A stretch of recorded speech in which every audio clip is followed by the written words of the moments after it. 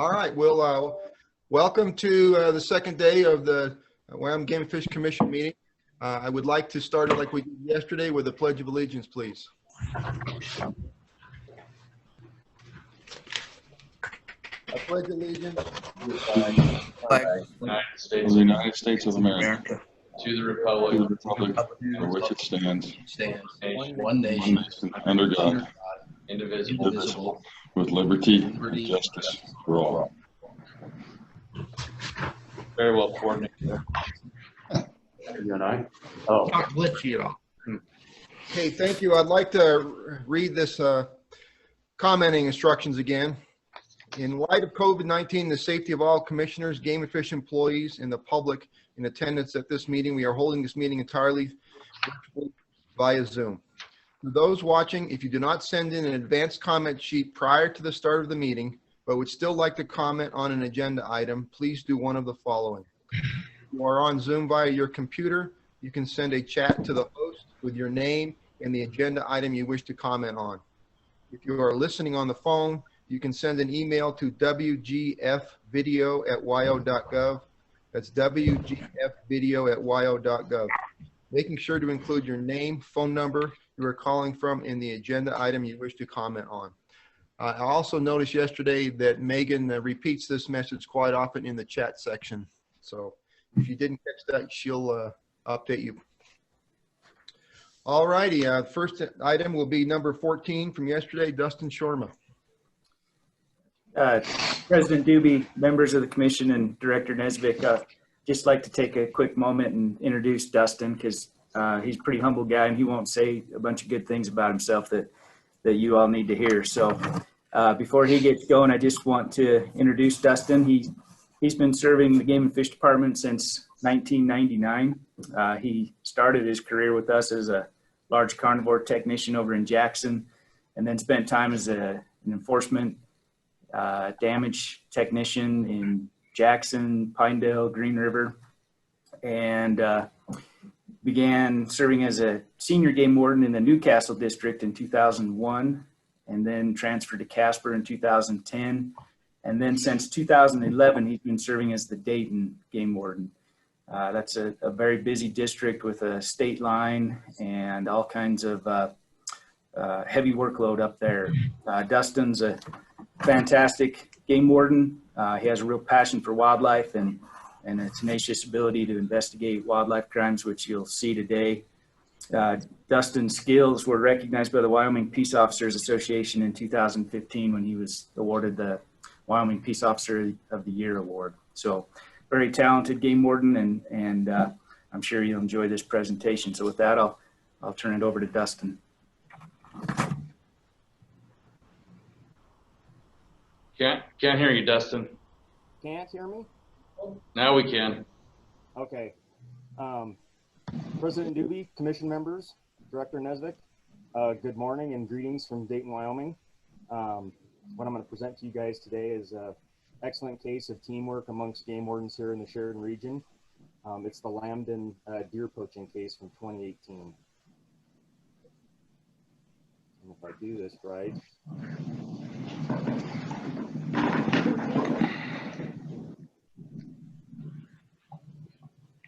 Can you all see the PowerPoint? Yes, we can. Excellent.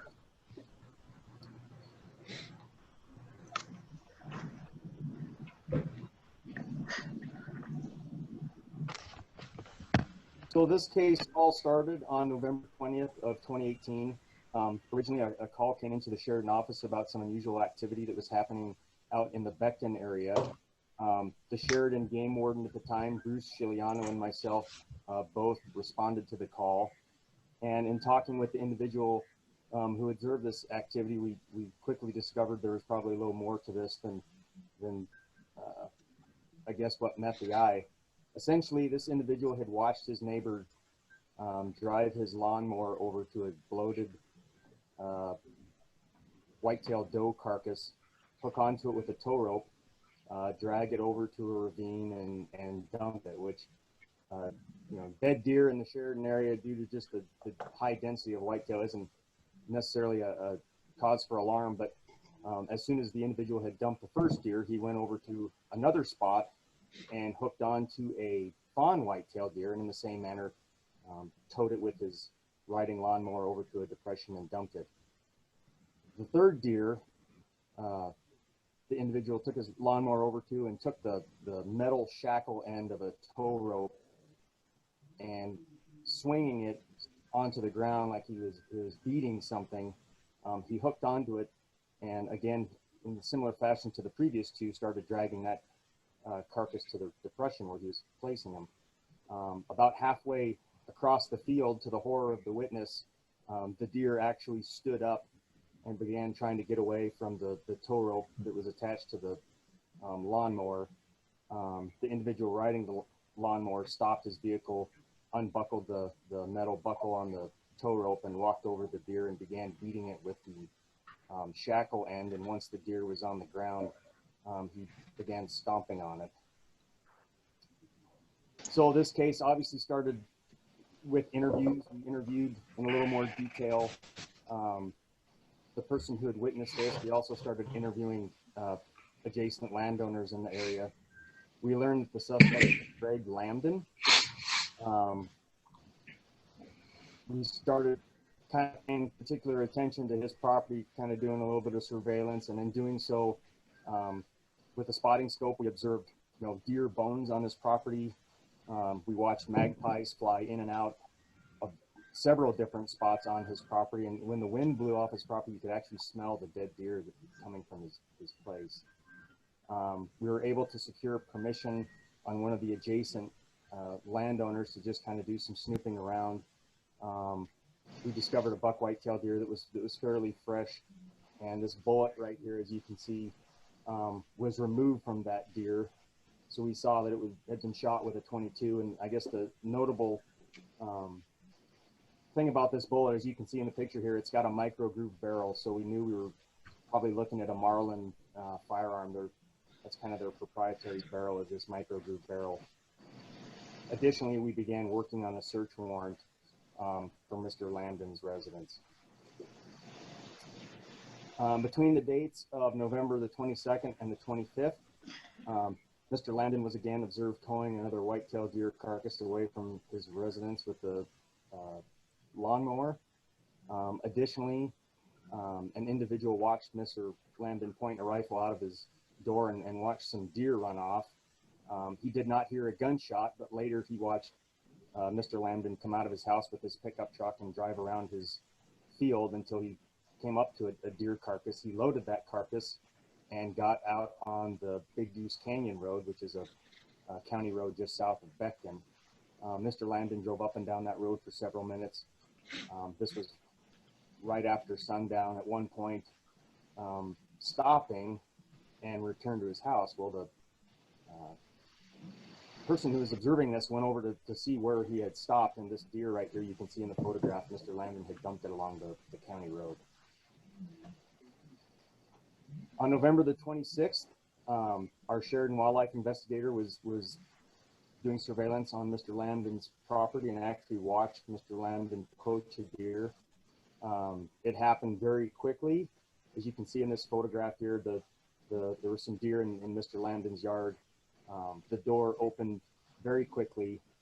The investigator watched Mr. Lambdin for just a brief moment with a rifle in his hand. The door closed, the deer ran, and he heard the soft pop of a small caliber rifle. Several minutes went by, and finally Mr. Lambdin came out of his residence, began walking over to an area where the investigator had watched the deer fall. He kind of used his house and some trees to kind of triangulate exactly where the deer was so he could find it. And once he found the deer, he grabbed onto a hind leg, drug it over to a ravine, and discarded it. So on the 27th, by that point we had finished and our search warrant and received signature from the judge, so it was time for the execution phase. At 8 o'clock in the morning, several other regional game wardens in the Sheridan region and officers from the Sheridan County Sheriff's Office executed the warrant on Mr. Lambdin's residence. The Sheriff's Office was responsible for securing the residence and detaining Mr. Lambdin. We had a team that was essentially their main job was to interview Mr. Lambdin. Another team, their job was to search the interior of the residence, and another team was for the exterior of the residence, as well as locating and necropsying any carcasses that we found. So inside, the very obvious pretty quickly that Mr. Lambdin enjoyed shooting his 22. There was 22 brass located in the kitchen. There was 22 brass located and ammunition in the bedroom. The door that our investigator observed Mr. Lambdin shooting the deer out of, a Marlin 22 rifle, was located just right inside the doorway there. We found targets that Mr. Lambdin had been using to improve his proficiency with his 22. We found clothing that had blood and deer hair on it. So all that was collected and submitted to our Game and Fish Laboratory. And we also discovered the Craftsman zero-turn style lawnmower that he'd been using to drag these carcasses. The interesting thing is there's kind of like a little bumper on the back of these lawnmowers, and from dragging deer, that bumper was actually bent out from pulling. So on Mr. Lambdin's property, we found deer in all stages of decomposition. I mean, we found several carcasses that look like this. I mean, there's not a lot you can determine other than it was a deer at one point, all the way to very fresh deer carcasses. And you can see Mr. Lambdin's house here in the background. Mr. Lambdin did not discriminate.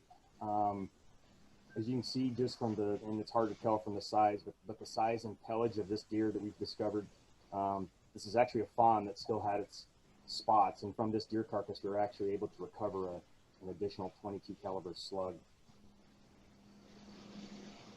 So all the deer, we had 100 pin flags. Every deer that we found, we would pin flag it so we could find it in the tall vegetation. The carcasses were GPSed. We did a full necropsy on each carcass. We noted the hair coat and antler development. Just because some of these carcasses were so melted down, it was about the only way we could determine kind of a time frame that when they were harvested. Fresher carcasses like this one, we did our best to determine the time of death. And from the previous slide, you can see it ranged from, in some cases, over a year to the deer from the previous day that our investigator had watched them harvest. A lot of the carcasses look like this, and you might not think there's a whole lot you can do on a melted out deer, but at least from this carcass, we could determine that this buck was in velvet when he was shot. He had his summer coat on, and being thorough pays off because we were able to pull a 22 slug out of this kind of melted down deer carcass. Some of the older carcasses, we were actually able to look at the bones and see 22 caliber holes through certain bones. This scapula here, you can see there's a perfectly round 22 hole going through the scapula.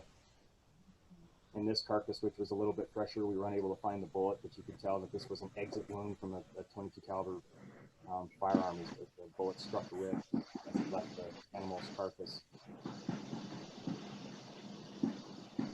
We had a deer that ended up dying in the Goose Creek that was in rather poor shape, I guess is a good a good way of putting it. And all of its hair was falling off, and it had kind of bleached out white and was kind of doing some weird things. But even going over that, you could see the clean 22 caliber hole in the flank of this deer. But more often than not, this is just what we found. I mean, we did our best to go through these carcasses, but there's not a whole lot you can do when they're in such poor shape. So this was the ravine. This is one of the main ravines that Mr. Lambdin was dumping carcasses, and you can see in this one, I believe there's 6 different carcasses you can see here. This kind of became a pretty time-consuming process getting through all of these in a day, but able to get it done. So the results from our search warrant day, we discovered 81 deer carcasses on Mr. Lambdin's property. 26 of these carcasses had evidence of being shot with a firearm, and many of them we were able to actually recover ballistic evidence in the form of a bullet. All the 22 slugs that we pulled out had the same bore characteristics, that micro groove barrel that not only the rifle Mr. Lambdin had, but all the carcasses that had these 22 slugs, it was all from a micro groove barrel. For the sake of time, several of the fresh carcasses, we just brought them back to the office.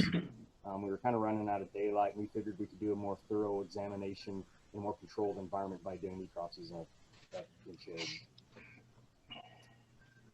So between the 28th of November and December 6th, we spoke with all the surrounding landowners and were granted access to search their property for additional deer carcasses. We found another 32 white-tailed deer and 1 antelope. A lot of these carcasses also had evidence of being shot. And with the 22, as you guys know, an animal dies after it's shot. It dies of essentially, fluid loss from the wound. So some of these animals were able to go quite a distance before they ended up dying, and most of them were able to run off of this property. We were also able to conduct several follow-up interviews with an outfitter and hunters who hunt neighboring properties who, over the course of years had all mentioned they'd seen carcasses on their property adjacent to Mr. Lambdin's.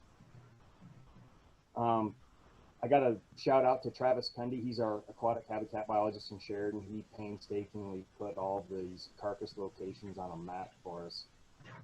As you can see here, the yellow line essentially delineates Mr. Lambdin's property boundary. You can see his home there on the west side of the picture. All these dots represent a carcass, and the letter and number prefix kind of designates when and what team found them. The red dots were just deer that were located. The yellow dots were deer that we had evidence of it being shot. We had a scapula or a rib that had a hole through it.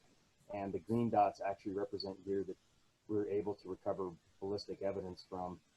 And as you can see, there's kind of a pattern here. There's very few carcasses around Mr. Lambdin's house, because obviously he was picking them up and moving them. The carcasses outside of his property, he did not go and try to move any of those. But the ones that he did move, there were a couple specific spots. If you look east of his house, there's kind of 2 clusters, and both of those clusters correspond with ravines where they would be out of sight from passerbys or neighbors. Additionally, just south of his home, there was a brush patch that we actually found carcasses piled up on top of carcasses in this brush patch, where he would grab on the carcasses and discard them out of view. On January 23rd, 2019, Mr. Lambdin and his attorney decided to speak with us and the Sheridan County Attorney's Office. He told us that he had moved to the property in 2015. It kind of afforded him a little fortress of solitude for him to reside. I mean, he's a very private person, and this was kind of a place that he could get away from people. He planted a lawn and some trees, and in his words, that is when the deer came. To him, the deer on his property represented a threat to what he had worked so hard. And it was interesting the way he described this. There was kind of an invisible line or line drawn in the sand, where if the deer were on his property but not close to his house, they were okay. But once they kind of crossed that line and got within a certain distance of his house, he felt he needed to do something. And in his mind, he conceived this idea of getting rid of the deer. He said it was very easy for him to do. The deer just came to him. All he needed to do is, open his door and essentially shoot him. He said he kind of described it as the way people shoot prey dogs. Just his subconscious mind didn't think there was a big issue with it. Mr. Lambdin said he'd been shooting deer since 2016, and how he decided which deer he was going to shoot depended on which shot the closest deer presented him. If there was a deer facing the wrong direction and one that was broadside, he would shoot the one that had the best chances of killing the deer. Additionally, Mr. Lambdin, earlier I spoke about the deer that he had loaded up in his truck and removed from the property. He had mentioned that there were several other instances when he had done this as well. So the 150 white-tailed deer that we were currently at, it was well in excess of that. So on February 4th, Then again, on March 14th, we filed 11 charges in district court. 2 were misdemeanor counts for violation of Wyoming Statute 233107A. That's our wanton destruction statute. Additionally, the statute provides after a third and subsequent conviction that those charges become felony convictions. So then we had added another 9 counts that were felony counts for wanton destruction. Mr. Lambdin pled not guilty to all of those. The Sheridan County Attorney's Office gave Mr. Lambdin 3 different options of possible plea deals. After looking at those, Mr. Lambdin decided maybe he should take one of those. So we had a change of plea hearing, and he agreed to plead guilty to all the original 11 charges. He would be sentenced to 9 months that he would serve in Sheridan at the Sheridan County Detention Center. He would be assessed fines of $110,000. Essentially, it'd be $10,000 for each count, and then he would be required to pay an additional $144,000 in restitution. And what the $144,000 in restitution comes from, the 36 deer that we had evidence of being shot, he would essentially pay restitution in the amount of $4,000 for each one.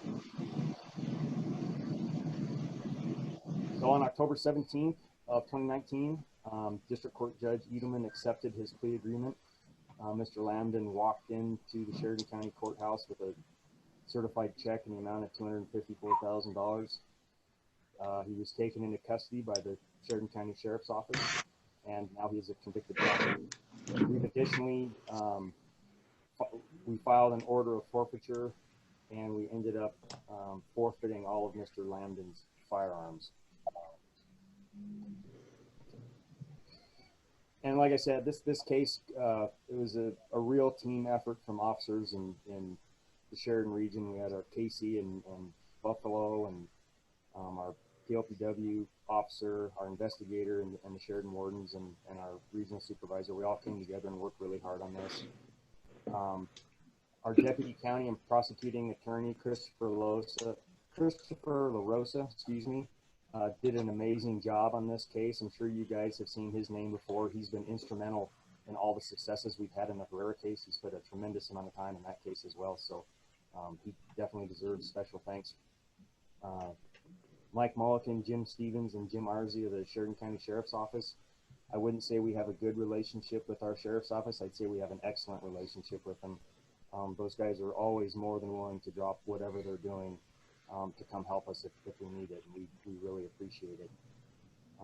The folks at our forensic laboratory in Laramie did an amazing job. We took a lot of samples from a lot of deer, and they were able to match those samples back to items that were recovered from Mr. Lambdin's house. They were able to match deer found on his property to his boots, to clothing, to sled that he had used to drag him around, to that rope. They just did an awesome job. And additionally, the DCI crime lab, we sent them a pile of ballistic evidence. They were able to match every single one of those 22 slugs that we pulled out of his deer to Mr. Lambdin's rifle. And they looked at a lot of samples. So our hats off to them. And with that, I'd be happy to take any questions you guys might have. Well, Dustin, that was amazing. I appreciate that. And I will have to say, I did spend a day and ride along with Dustin this past fall, and it was extremely enjoyable. I learned a lot, especially the +1 rule. I highly encourage my fellow commissioners to go on a ride along with some of our game and fish people. I'm sure some of you have. It's quite a learning experience.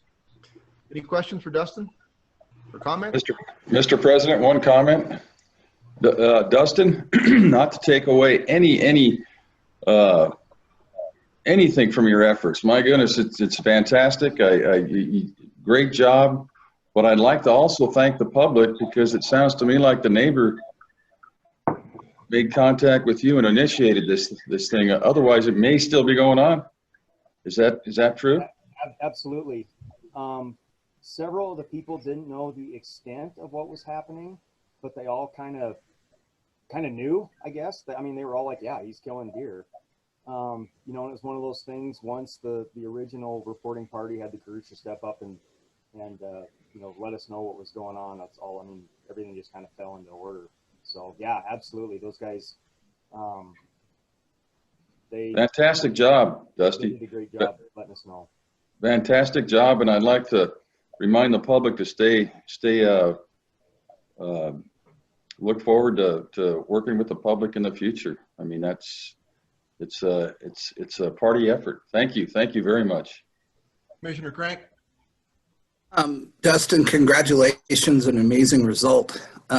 When I read this, I was struck, and maybe Brian can put some context to this, but years and years ago, there was a rancher out of Pinedale who did this same thing with moose and ended up killing a large number of moose, and ultimately the county attorney in Sublette County gave him a slap on the wrist. I mean, the sentence here compared to, you know, a person who had the same scheme and killed 20 or 30 moose is amazing. And I hope that sends a message to everybody out there that people like Dustin Shormer are out there, and if they do this kind of stupidity and wanton waste of our wildlife, they're going to end up in jail and pay $254,000. Those are pretty pricey deer. So good work. And I mean, you've sent a clear message that this type of behavior will not be tolerated. So. Way to go, Dusty. Way to go. Any other comments? I got a comment, President. Just thank Dustin for all the great work and the team that he used, and agree with David on the public getting involved. It's nice to see that, and hopefully the public stays engaged on this thing. But man, it's obvious this guy had a psychological problem. $254,000 would buy a lot of white-tailed deer deterrent, in my mind, of some kind, fencing. So yeah, it's just a crazy case. But it come out in the right way, and I hope that the word gets out on this, and the public really sees this, and the word gets out that, you know, this stuff is not going to be tolerated, and it can be financially devastating for folks. So, and let alone the loss of our wonderful wildlife, stolen from every one of us by this guy. So appreciate it, Dusty. Thank you for the great work. Thanks, Dustin. Any more questions or comments? Thank you very much, Dustin. Appreciate it. Thank you, Thanks for Dustin. having me this morning. Thanks. Thank you. Up next, number 15, Chris McBarnes with the Wildlife Fund. Getting Chris set up so he can do his presentation. One moment.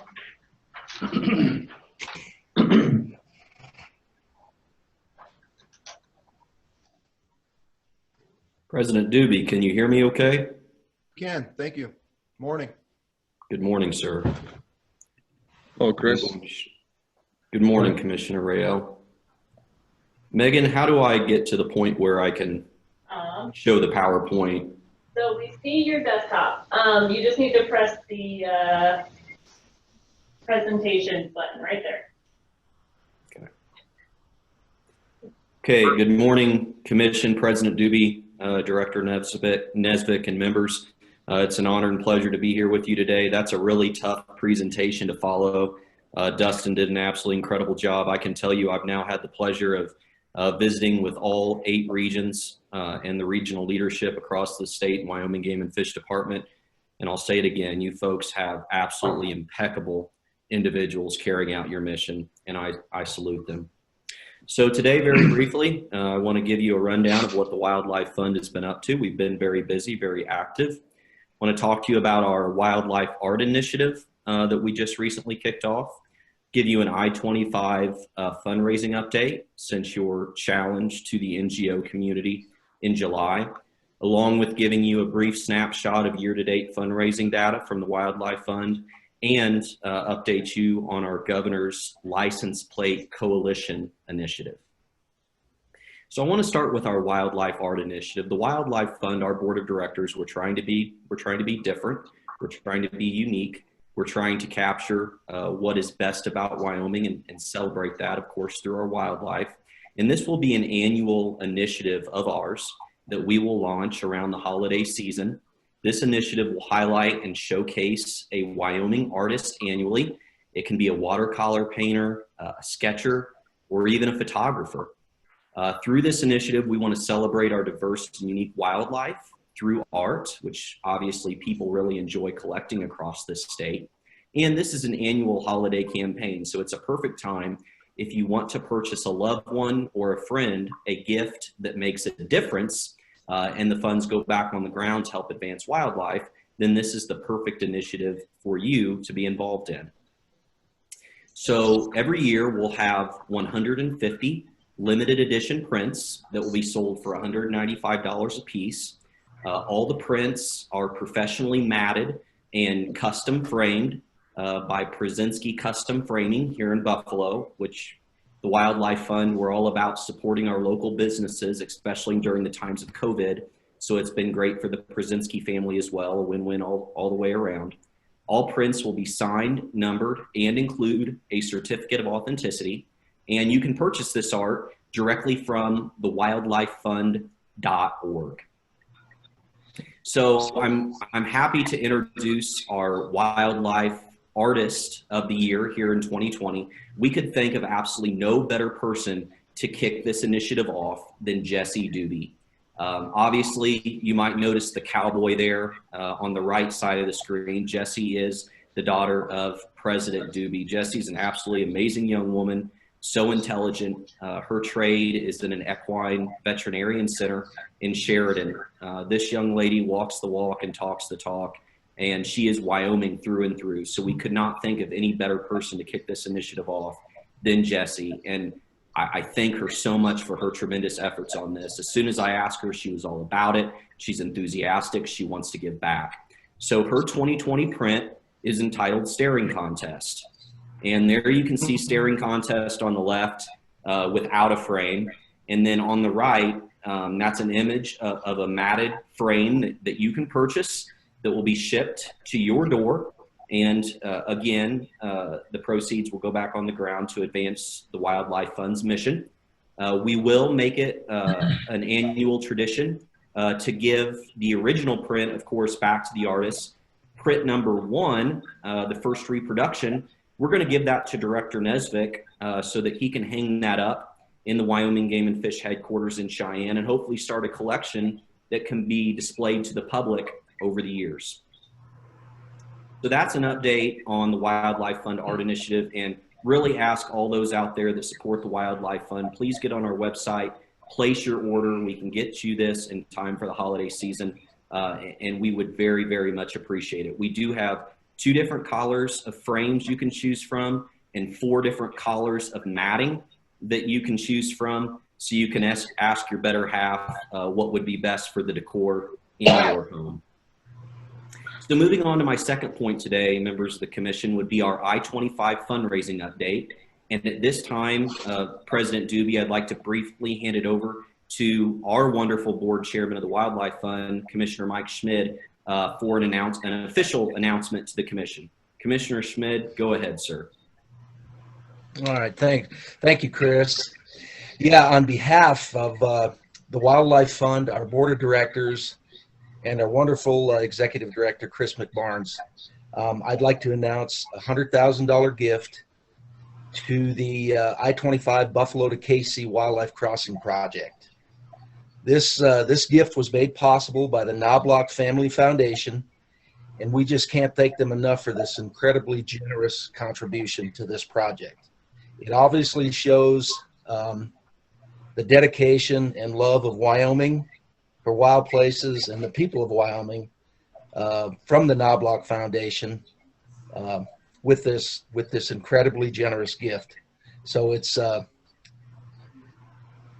just a highlight for our fledgling organization, and I can't thank our group enough for the hard work they're doing to generate this money and get good projects on the ground and get them moving forward. So with that, I'm going to hand it back over to Chris, and he can talk a little bit more about this.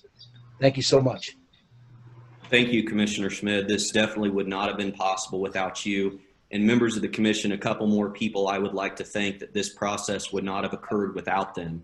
Chris Culligan with the Greater Yellowstone Coalition. I can't say enough about Chris. I want to be like Chris when I grow up one day. And we would not have had this connection with the Knobloch Family Foundation without the support of Chris Culligan and his advocacy. So Chris, thank you so much. Jill Randall from within the department helped me craft the narrative for the grant. Thank you so much, Jill. Deputy Director Bruce, Dan Teal here out of the Buffalo office took an entire day with me, and we traversed the project, took pictures, analyzed the project for the grant. Thank you so much, Dan, and enjoy your retirement, sir. And then our wonderful board secretary from Moran Junction, Penelope Maldonado. Penny helped me with all the editing on the grant. So Penny, thank you so much. So members of the commission, I know you set this organization up to be a collaborator and a facilitator to bring folks together. And that's exactly what we've done. And again, we thank the Knobloch Family Foundation from the bottom of our heart, Nicole Corfanta, Steve Sharkey, and the whole crew there. And then also I have noted Wyoming Wildlife Natural Resource Trust. And I believe Bob Budd is listening in this morning. Bob, you're incredible, an incredible leader here in Wyoming. I tip my cap to you. WWNRT will be matching these funds dollar for dollar. So with the $100,000 from this grant, the Wildlife Fund is now at $135,000 committed to this project. And with a match from WWNRT, we will be at $270,000 of outside funds since July committed to this project. The commission gave us a challenge. We wanted to step up and meet that challenge, and here just a handful of months later, I'm happy to say that we did. Are there any specific questions, President Doobie, on that, or can I go on, sir? Go ahead. I don't see any hands raised, so go ahead. Okay, thank you. Just a brief update on our 2020 Governor's License Plate Initiative. This is a coalition. We are alongside the Muley Fanatic Foundation, the Wyoming Wildlife Federation, the Nature Conservancy, Greater Yellowstone Coalition, and of course, here at the Wildlife Fund. To date, we are at 1,744 of these conservation plates sold. Our wonderful governor, Governor Gordon, has given us a challenge to get to 2020 by January of this coming year, and so that's what our coalition has set out to help accomplish. Here recently, we sent out a mailer to almost 16,000 households here in Wyoming, encouraging them to buy this license plate with the easy YDOT material application to fill out and send back in. This month and next month, we will have radio ads and social media ads blasting out to help meet the governor's challenge. And then lastly, if you purchase a plate or if you currently have a plate, get on the Muley Fanatic Foundation website, go to their raffle tab, and you can enter your plate number for an opportunity to win this wonderful Weatherby Mark V 6.5 from our wonderful gun maker out of Sheridan that has all of the cowpoke coloration on it. So that's just a little extra incentive. If you haven't already, please order your plates. And then lastly, Commission, just some overall year-to-date fundraising data. I've been at this for 8 months now, and our team to date has raised $279,021.59. We've generated $184,500 in matching funds, which comes to a total impact of $463,521.59 year to date. In the throngs of COVID and the adversity we've had to overcome this year, our team is very proud of this, and we're going to keep the hammer down as we move into the future, going along with Director Nesvik's wonderful leadership. So I thank you. This is a photo. We are also trying to get out in the community, just like with our highway cleanup. We were at the Monster March here in Buffalo and handed out candy to hundreds of kids with our face mask and gloves on. And there is a costume one of our board of directors dressed up in, Cat in the Hat. I will not comment on that. I'll leave that for you. So at this time, I'll take any questions from the commission. And President Doobie, thank you for this opportunity, sir. Chris, we are totally blessed to have you running this wildlife fund. Just thanks for all your efforts. You're running a class outfit, and we couldn't do it without you. Mike, you guys did an outstanding job selecting Chris. Any comments? Way to go, Chris. Way to go, Mike. Everybody involved with this. Thank you. Commissioner Thanks for Crank? your efforts. Absolutely fantastic, Chris. And I want a moose print. Excellent. Get on and order one. I'll do it.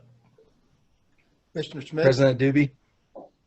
Yeah, like I said earlier, I mean, for a fledgling organization, 9 months old, in the age of COVID, I can't say enough about Chris and our board of directors and the work that they've been able to accomplish in the environment we've been living in the last year. And I mean, I just can't wait to see if we ever get back to somewhat normal. I cannot wait to see what this young man and his group of contacts and the partners that he's building, the coalition he's building, what they're going to be able to accomplish. I mean, this is a dream come true for us in the state of Wyoming and for our wildlife. So I just can't thank them all enough. Commissioner Thank Crank? you. So, Mr. President, Mike and Chris, you guys are amazing. I want to be Chris McBarnes when I grow up. I don't know if I'm going to ever get there. I have a little bit more hair, I think, but Chris is just amazing.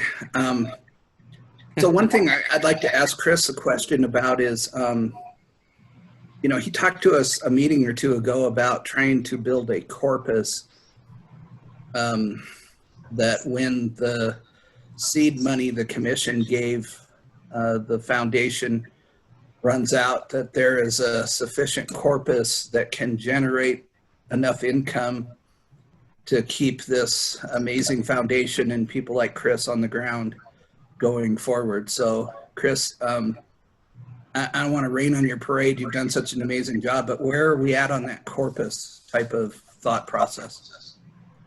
Well, Commissioner Crank, it would be incorrect to state that we are exactly where we started, because that's not exactly the case. You know, we've approached this as a young organization. We need to build a track record of success.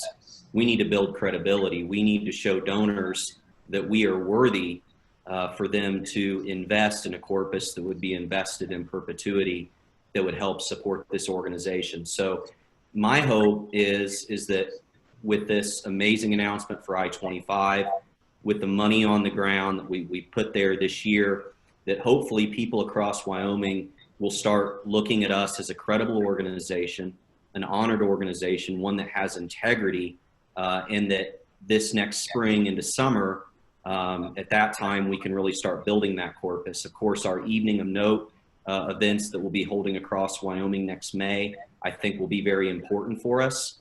If we are blessed with any commissioner's licenses, our board feels very strongly that that would be a great way to take those funds and start seeding our corpus next spring. So if we get those, just know in full transparency, I believe that's the way we move forward. So that's what I'd tell you on that, Commissioner Crank. Commissioner Crank?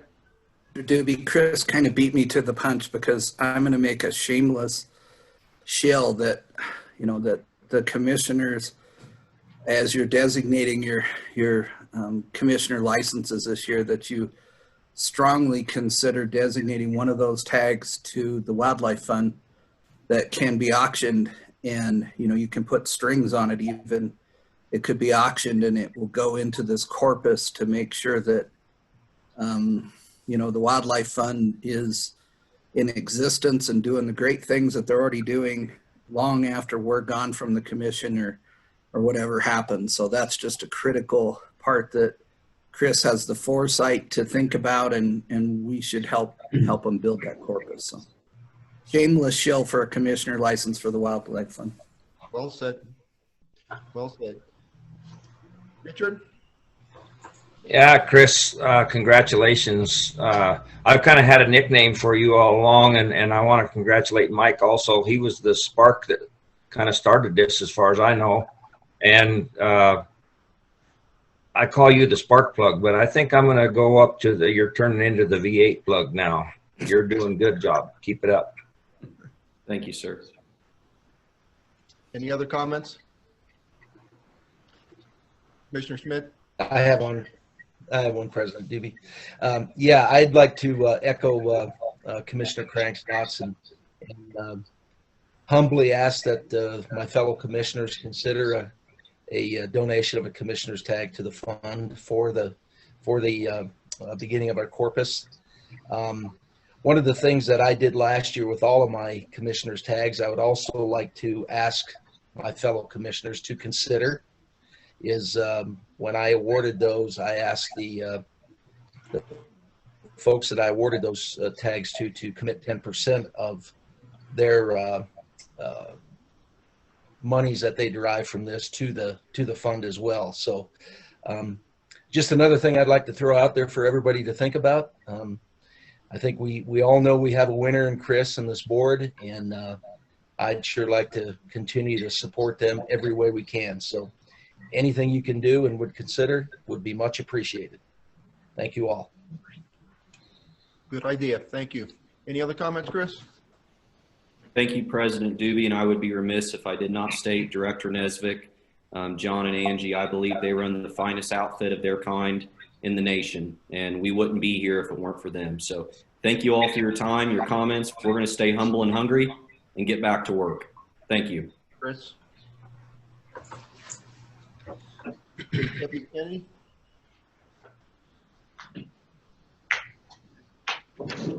Mr. President, members of the Commission, Director Nesvik, good morning. Morning. Next on the agenda, we have an update on the Cody Regional Office project. It's going to be pretty brief, which is a good thing. No major problems at this point to talk to you about. As you know, I have provided a copy of the main construction document that Plan 1 prepared, and I had sent that to you via email some time ago. It's a heck of a lot of information, I know, but hopefully you can browse through that document at your convenience as you're at home. And certainly anytime you take a look at that document and have questions, please give us a call. As you saw in some of that material with the final project document material that was finished, we still are hovering at an estimate of $9.5 million, which is good. So we're going to do our best to keep this and meet the Commission's goal of keeping this under $10 million to the best of our abilities. The construction documentation that was prepared was sent out with an invitation to bid through State Construction Management in late October. We're going to take bids until December 3rd. So we are now, well, and it's a good time to give a shout out. Let me just give a shout out to the work units in the service division, along with our regional team, and Plan 1 architects are working like crazy right now, answering questions and further defining the documentation for this project so that we can get the best bids possible for our review and hopefully be able to update the Commission in late November, early December. We can update you on where we're at with the bid for this project and who we're wanting to move forward with in terms of negotiating a contract with. So the schedule, we remain on the same schedule that we've provided to you all along. We're still looking at starting construction in February 21, a substantial completion date in May of 22, and final completion at the end of May or early June of 22. So all is good on schedule. Just a lot of work taking place right now behind the scenes, trying to get the best bid that we can for our consideration. I had talked to you about some challenges we were having with water in our work with Northwest Rural up in Cody. I'm happy to tell you, I think we've worked that out. After a lot of discussions with them, we're on the same sheet of music. We're moving forward with working with them. We think the water supply will be sufficient. Our engineers and their engineers are on the same sheet of music. So very thankful for that. Thank you for your patience as we work through that. The only other challenge I see right now, I'd just like to keep you up to speed with some challenges that we have. In addition to all of this work on the bid process, also working with WYDOT and an adjacent landowner, the Trail Creek Ranch, trying to resolve some fairly complicated access issues, access into the commission's property and access into adjacent properties. So I will keep you posted on that. You'll hear from me if we're having problems. If you don't hear from me, everything is good.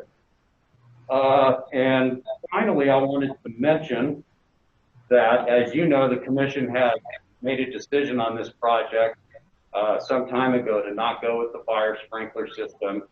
You all recall that discussion. We have finally, as of yesterday, final approval from the state fire marshal on the commission's proposal. So all is good on that front as well. So I have been working very hard with our new services division chief, Eric Wiltanger, who will be taking over kind of the higher level oversight of this project. Feel free to call me or Eric at any time. And hopefully at the next meeting, you're going to hear an update from Eric on the project. So with that, that is all I have for you. And I'm going to continue to send you material by email. I got a couple of pictures that I'll have Megan put up right now. You have seen this picture has not been since, gosh, I think the first time we looked at this was at our staff commission retreat. But for the benefit of employees and the public, here's kind of what it's looking like right now. Go ahead, next one. Just another shot of it. And these are in the construction documentation that I provided to you. So you're welcome to go on your email, or if you don't have it anymore, just let me know and I can send it to you. And then the last one. This is the general floor plan. It's busy, so I encourage you to go into the document you have. Again, I can just provide some of these diagrams for you as well if you don't want to weed through the entire document.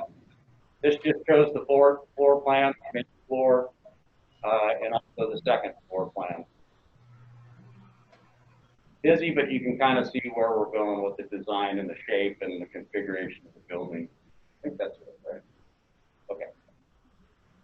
With that, we do have Plan 1 architects on the line. We'll stand for any questions. Thank you for the update, John. Any questions, concerns from the commissioners? None for me. All right, you're doing a good job. Thank you very much. Thank you. Thank you, John. On to 18. Okay. Our second highest priority is capital construction right now. As you know, back in, gosh, April, May, you all approved and directed the department to move forward with a feasibility study. We continue to work on that. We're working with Plan 1 architects on this project as well. Been a lot of work behind the scenes going on with this project as well. I've tried to keep individual commissioners up to speed on some things. We have Plan 1 architects on board to give you a pretty brief PowerPoint. We also have, and the purpose of this presentation is just to keep you up to speed where we're at. There's a couple of items I'd like to get your approval on after Plan 1 architects goes through their PowerPoint. And then I also have some very rough construction costs for this project for both phases, phase 1 and phase 2. So with that, I'm going to let Dan O'Daz come on if he's ready to go. Dan's going to take you through a PowerPoint. Just raise your hands if you want Dan to stop at any point, and then I'll come back up and talk about some of the construction costs what we're looking at right now. They're very, very draft, very rough, and ask for your approval on a couple of items. Mr. President, if that's okay, we'll have Dan run through his PowerPoint. Mr. President, can you hear me okay? Yes, I can. Okay, great. President Doobie, commissioners, members of the department, Director Nesvik, this is Dan O'Daz with Plan 1 Architects. I appreciate you letting me join you this morning. Have a short... Can I interrupt you for a second? Megan, I'm getting some feedback. Are the rest of you getting a little feedback? Yes. Yes. Yeah, we've got a little bit of a, it's kind of just... The best way to fix that would be for all commissioners to mute when not talking, if you are willing to go that route. Okay. Thank you. remember to unmute when you do want to speak. All right. And Dan, we can't see your PowerPoint if it's up. Oh, I'm going to share. Okay, sorry. Megan volunteered to share the PowerPoint and advance the slides for me. Is the audio situation any better? Yes. Okay, good, great. So again, we've been asked to work with your department and put together a conceptual design for what employee housing on the South Park WHMA might look like. And that's what I have to share this morning. So next slide, please, Megan. This is an overall aerial photograph that shows the extent of the WHMA. You can see Highway 89 on the east, on the right side winding down. You see Snake River on the south boundary. You see Flat Creek north of that. We've got another property owner, Old West Cabins, along the highway. And the yellow area you see is where we're proposing putting the employee housing. It's our belief that that area is least desirable to wildlife, as it's up by the highway, and most desirable to your employees, so they'd have quick access to getting on the road and going where they need to be. Next slide, please. This is an enlarged aerial of that same site. So again, you see the Old West Cabins on the bottom. Like any piece of property, this site has a few challenges with it. The red line is a high pressure gas line that runs through the property. And there's a 20-foot easement that we are going to respect for that gas line. We're able to put roads on it, but no structures. So we had to be careful of that. On the north, you can see the access road that comes in off the highway. And we've decided to come off of that access road into the proposed housing area and not look for another access to the highway itself. There is a shooting range over to the northeast, and due north is a YDOT facility. So we've got kind of some industrial uses on the north side of the highway. A beautiful river bottom down on the south and the west. Next slide, please. Just some views, just some photographs that were taken this summer when everything was nice and green. Beautiful piece of property.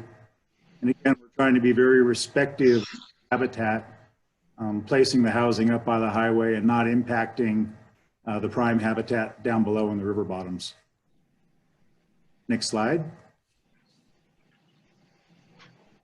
We've had a number of meetings with your staff, your regional staff up in Jackson, and your senior staff, and kind of determine the scope of what might be desired out on that site. And it's been broken into two phases. So the first phase would be 6 houses, basically, 3-bedroom, 2-bath. And these are for your full-time employees in Jackson. And the size of these houses meets your housing standards that you've set for. So they're about 1,700 square feet, homes with a 2-car garage. And in addition to that, there is one seasonal staff dorm, if you will, very small dorm, houses 6 seasonal staff that would be part of phase 1 as well. And then the phase 2 was determined to be 9 more housing units, bringing the housing units to a total of 15, which I believe takes care of most everyone up there in the Jackson area. Next slide, please.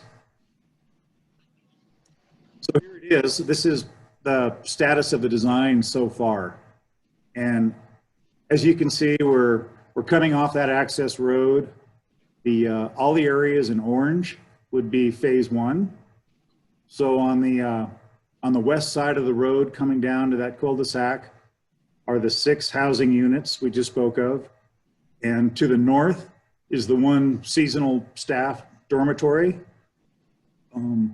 We've placed a berm and a landscape buffer with some evergreen trees kind of on the northern edge along that access road, just to kind of shield the employee housing from some of the traffic that goes down, folks using that Flat Creek River bottom.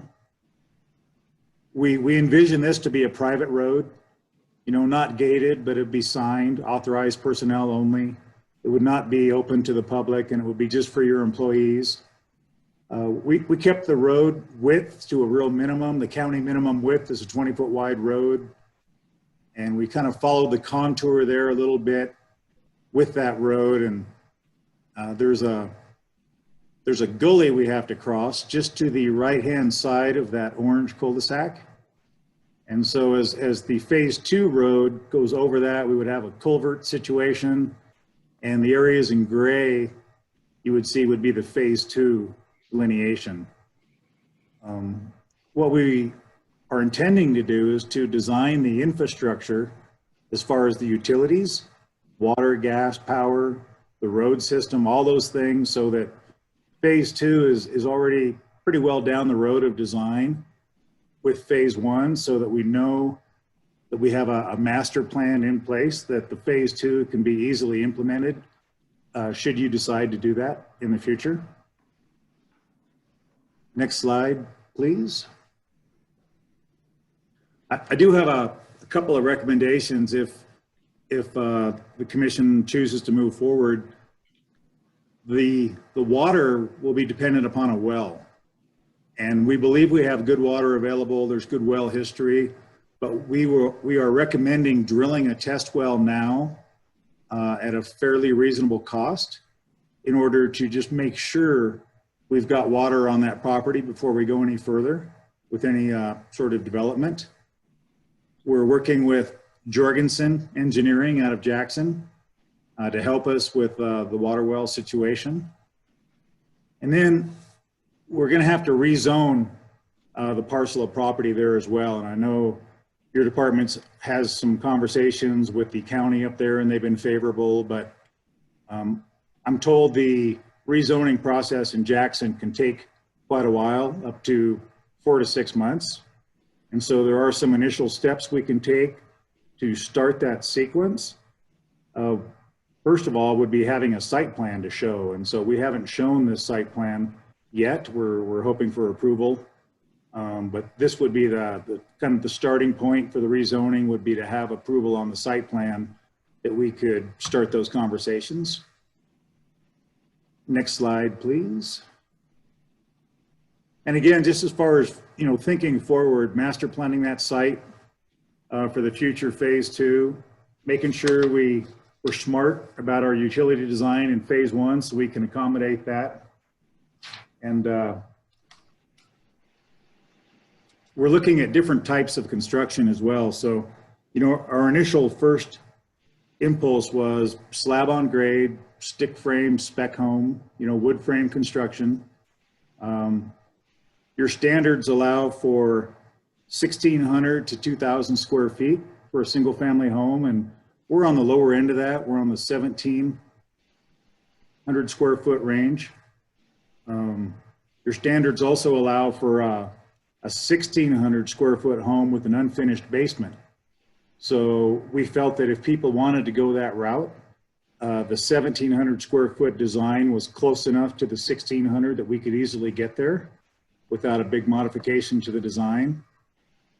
And then as far as other types of construction, there's modular construction, there's factory built construction, there's SIPs construction. So as we're pricing these different types, and we are working with some local contractors in the Jackson area just to verify pricing. And as you know, any type of construction is quite expensive in Jackson compared to other areas of the state. So we want to be really cautious about our estimating. So we're just looking at different options on type of construction before we can throw those numbers out. So Dan, I'd like to make a comment real quick, Mr. President, members of the commission. So in terms of the 2 phases, we discussed that with you last commission meeting. We discussed the project, and my notes show that we talked about a phase 1 with 5 and a phase 2 with 5. So the phase 2 number, I think, is a number I need to get back to work on with the region and with the division administrations here in Cheyenne and fine tune that. We are comfortable with the need for, in the short term, the 6 employees, 6 FTEs that are going to need a house in the near future. We are comfortable with that, but I will admit that that number for phase 2 is different than what we discussed last time. And then on costs, and Dan, correct me if I'm wrong, I'm crunching numbers here last night, and if we were to go for the modulars, which is what you asked us to look at, I think planning conservatively on that, $150 a square foot. I think the number we gave you last was 130. And Dan, again, jump in here in just a minute if these are way off what you're showing. But if you're looking at $150 a square foot for a modular, and I think we're still looking at $350 a square foot for stick frame, which are the very similar numbers to what we told you months and months ago. If we go with modulars, we're looking at about then 1,700 square feet times the 150 is 255,000 per house.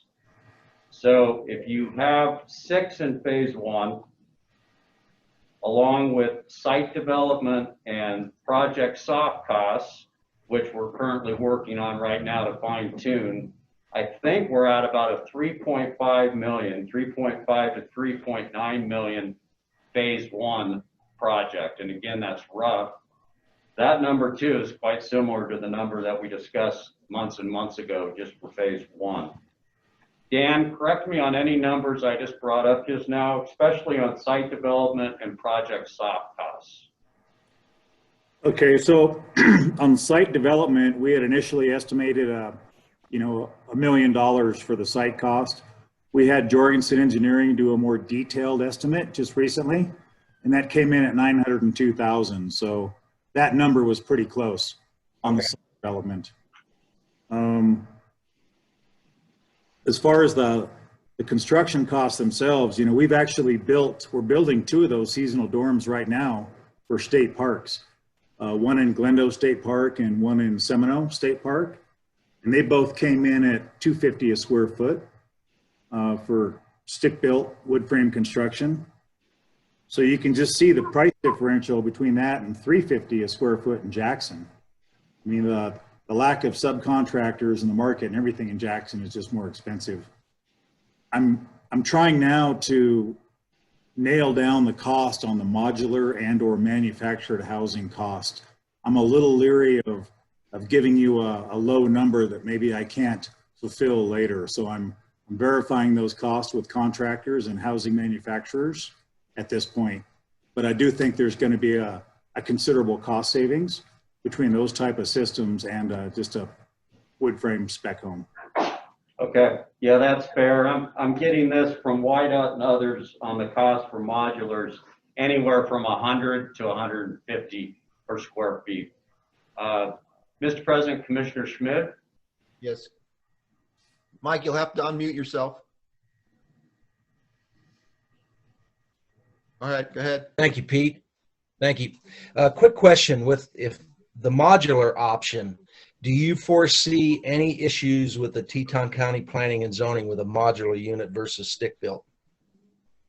Mr. President, Commissioner Schmidt, I do not have a good answer for you on that, but I will get it. Thank you, John. Commissioner Brokaw?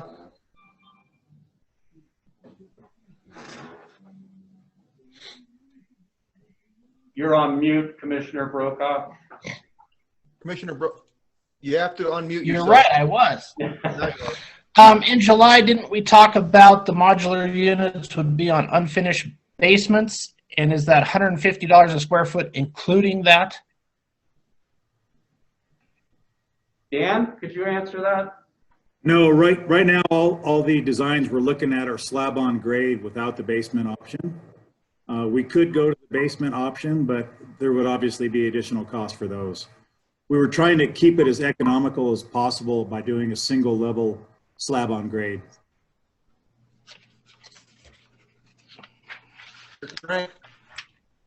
And as I heard you, and I just want to verify this, the site development, which you've said Jorgensen says is about $900,000. are we going to put in roadways, utilities for both phase 1 and phase 2 at the start? Or is that just roadways and utilities and site development for phase 1? It's just phase 1, sir. He did give me a separate cost estimate for the phase 2. And I believe that was about another $500,000 to go with the phase 2. Yep, that's correct. Mr. Dan, my President.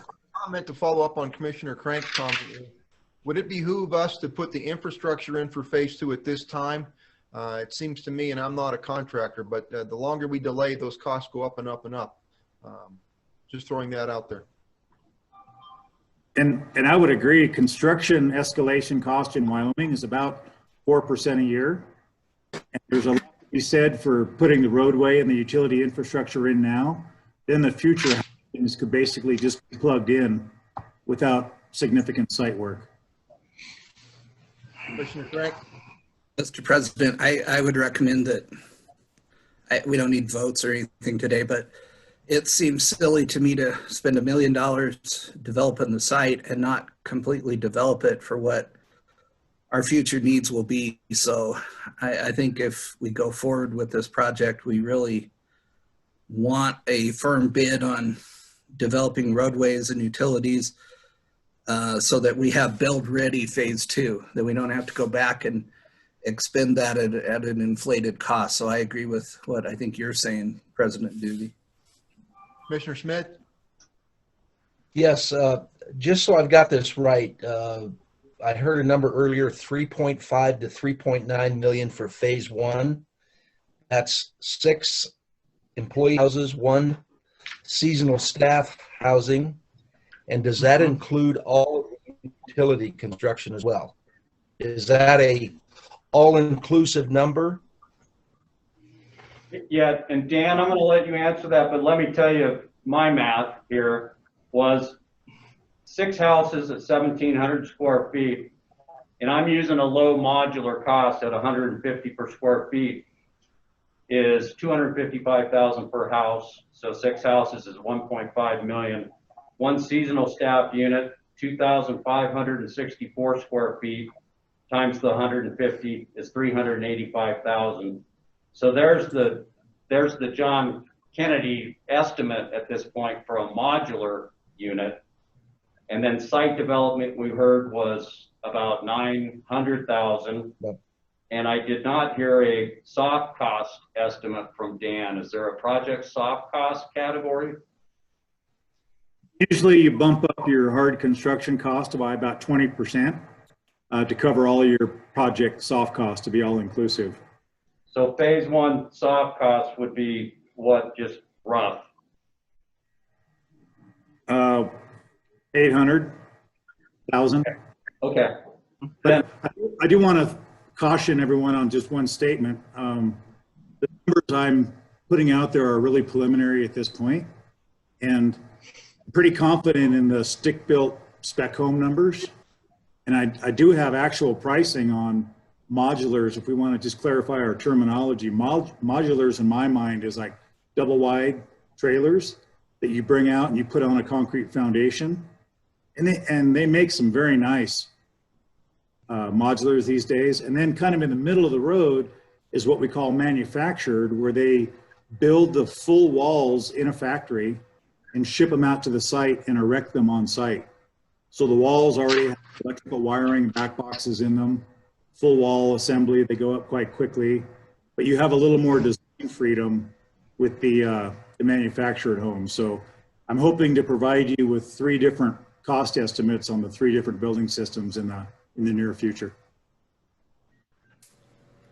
Okay, and we'll send that out here as soon as Dan and others can get those costs. I'll send you a spreadsheet that shows phase 1, phase 2, and the department agrees with the commission on getting the infrastructure in for phase 2 at the time we're in there constructing phase 1. So that's a great idea. So we'll get you a revised cost sheet for phase 1 that includes that infrastructure for phase 2. And then I'll also work to fine tune the number of houses needed in phase 2 if we decide to move forward. Commissioner Schmidt? Yeah, I've got another question. And I'll use the analogy of a dog. Female dogs we know are called bitches, right?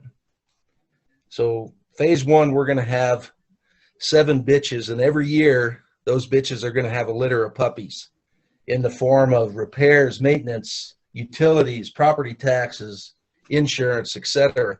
And this may be a premature question, but I think it's something that I would like to know. Is there any idea of what those costs may run annually once this project is completed? Or any way to find that answer? Yeah, Mr. President, Commissioner Schmidt, yes, there is. The department provided that to you when you all made the decision to move forward with building houses on your South Park WHMA. So I will pull that information together and get all those costs to you as soon as we can. Okay, thank you for that, John. I may add also. I didn't remember that. Thank you. I may add also that this housing was not going to be provided free of charge, that the employees would be paying rent. That's correct. Okay.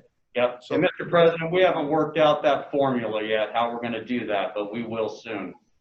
Yeah, but I guess what I was getting at, that would, some of the costs involved would be borne by the person renting the building. Okay. All right. Very good. Very good. I forgot about that, guys. Thank you. Commissioner Schmidt, I will get that information back out to all the commissioners. Commissioner Thank you, John. Mr. President,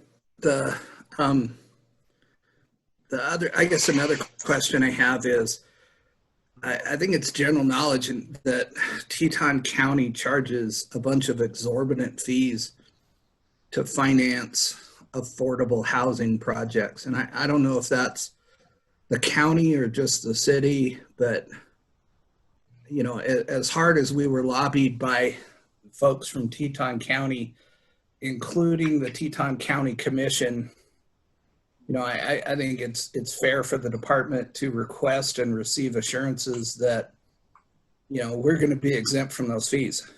I don't want to have to pay an extra $1 million once we get down the road to pay fees that likely should not even apply to us. I mean, we're a sovereign state entity, and you know, if that's not cleared up ahead of time, then I won't be around when the commission votes on this finally, but that's something that we need to explore now and get commitment that if we go forward with this project, that we're not going to be subject to extortion by Teton County or the city of Jackson or whatever. And it fits in with the idea that someone asked that, you know, can we actually put modulars on this housing subdivision? So those are really important questions that need to be answered quickly before we spend more money on this and find out it's just not feasible.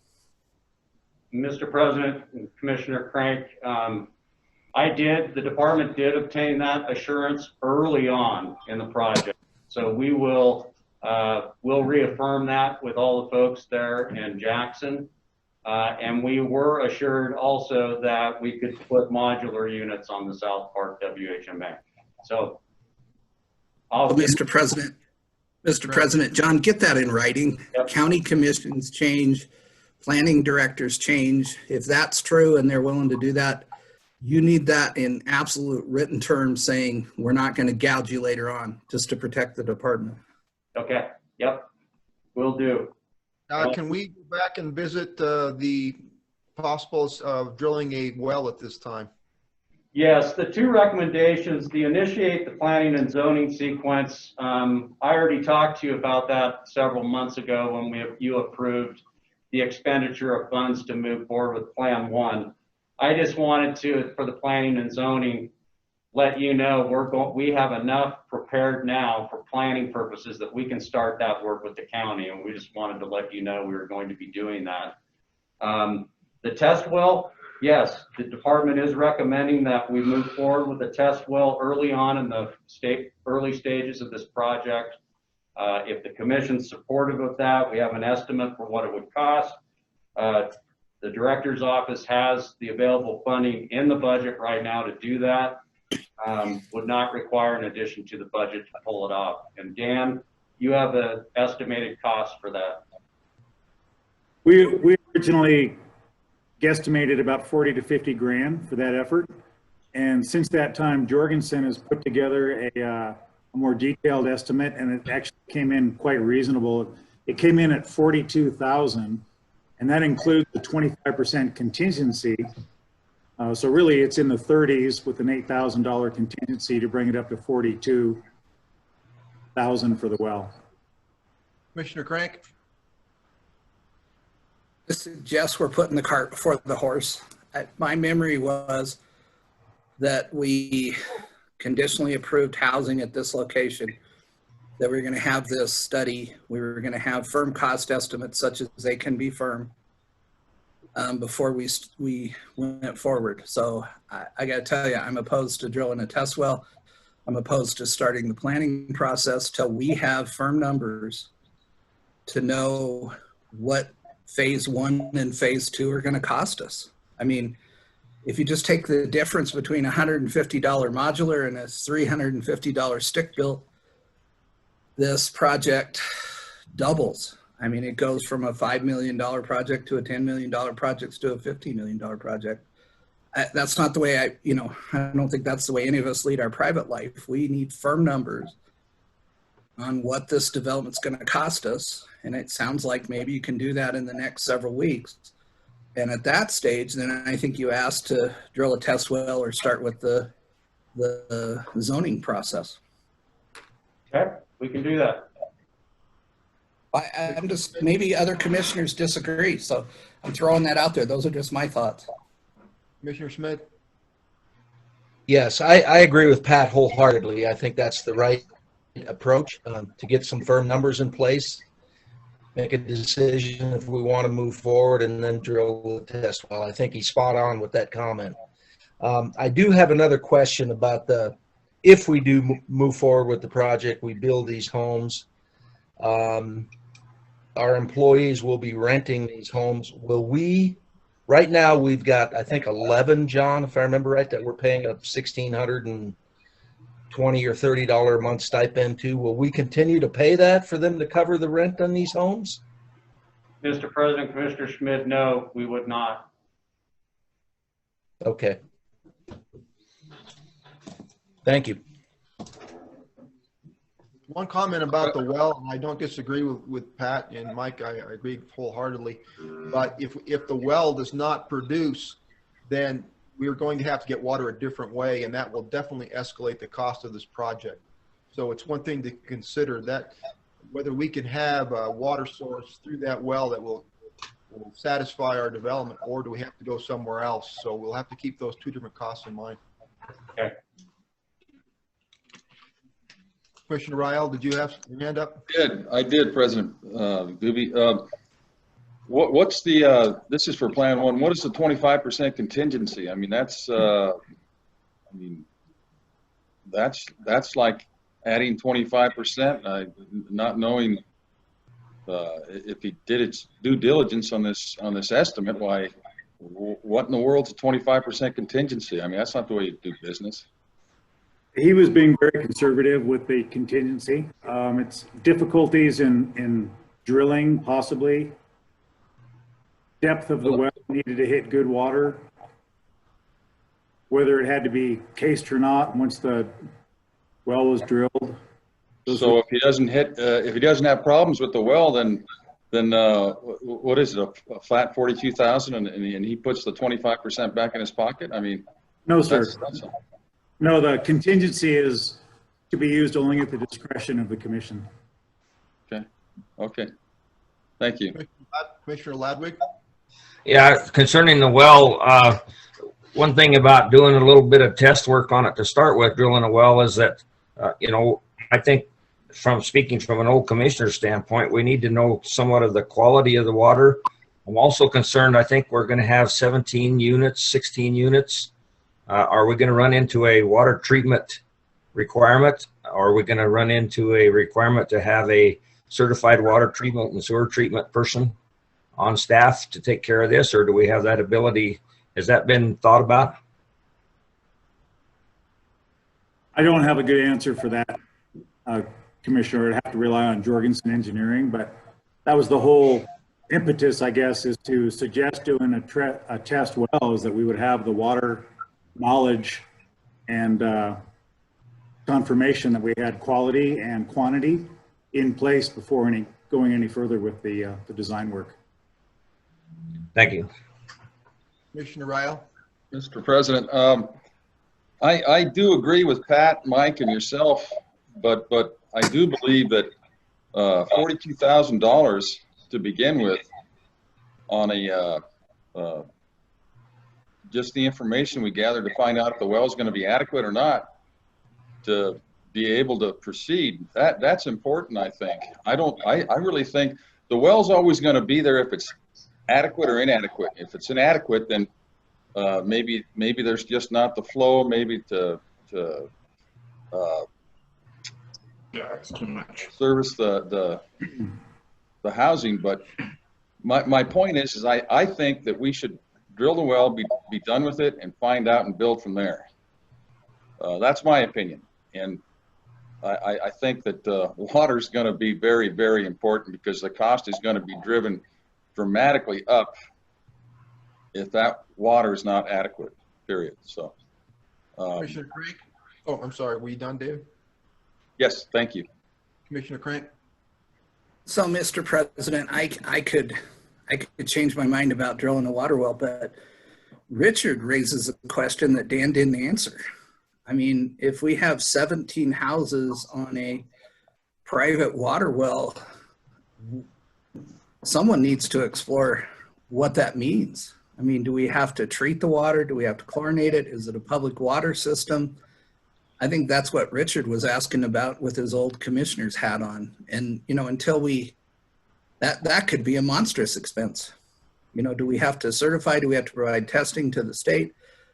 We need to answer that question, I would say, before we drill the water well. And I'm not opposed to drilling a water well, I guess, if it's $32,000. Let's not be penny wise and pound foolish.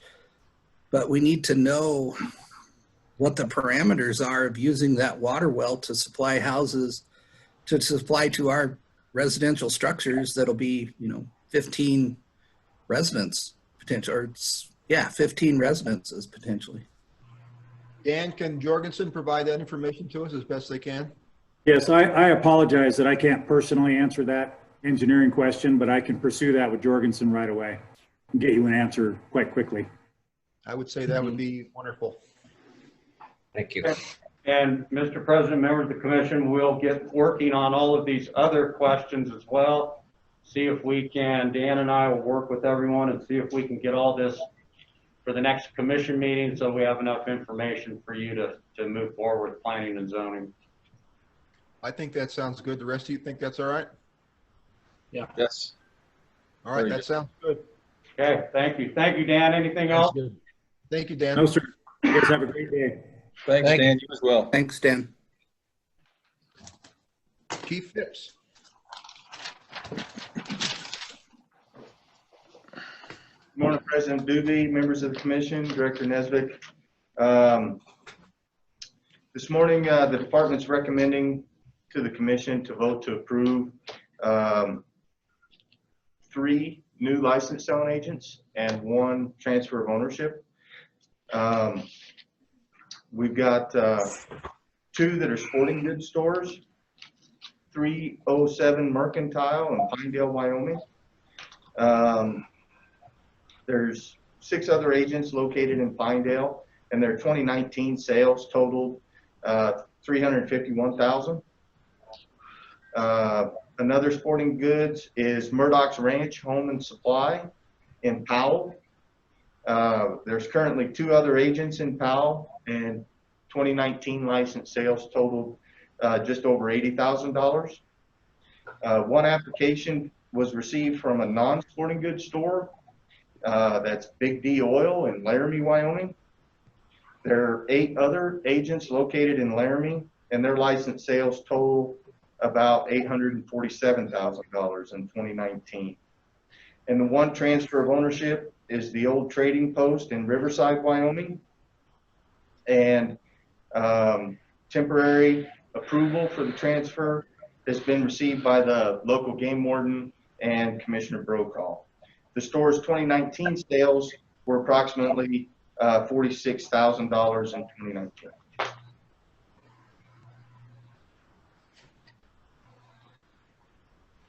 Any questions for Greg?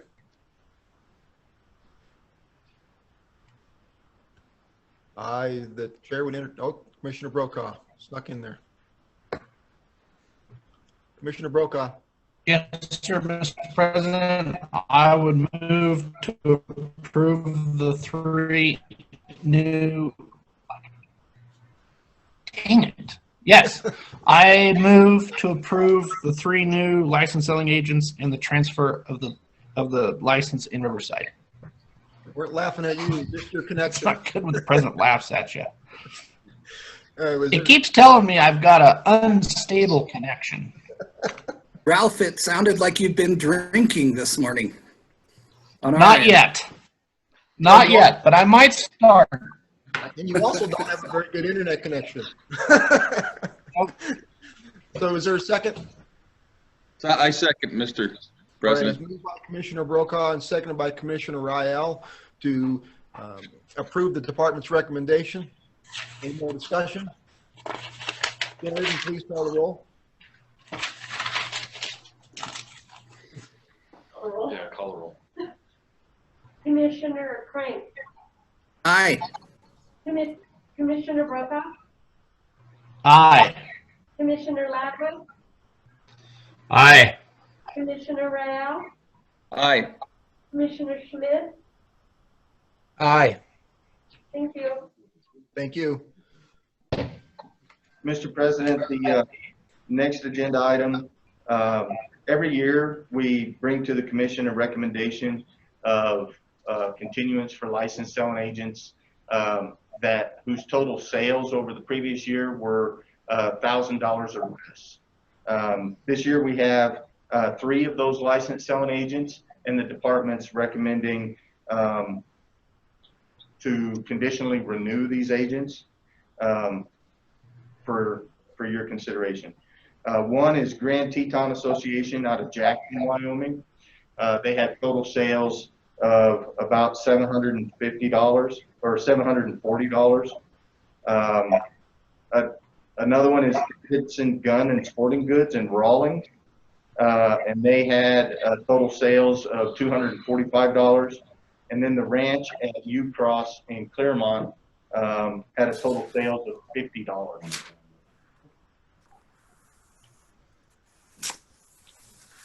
Comments? President, I move we accept the department's recommendation to conditionally renew these license holders, these license sales holders. Is there a second? Commissioner Crank, are you seconding or commenting? Not seconding. I want to comment, but I want to ask Greg a question. First of all, let's see if we're going to get a second. Do we have a second?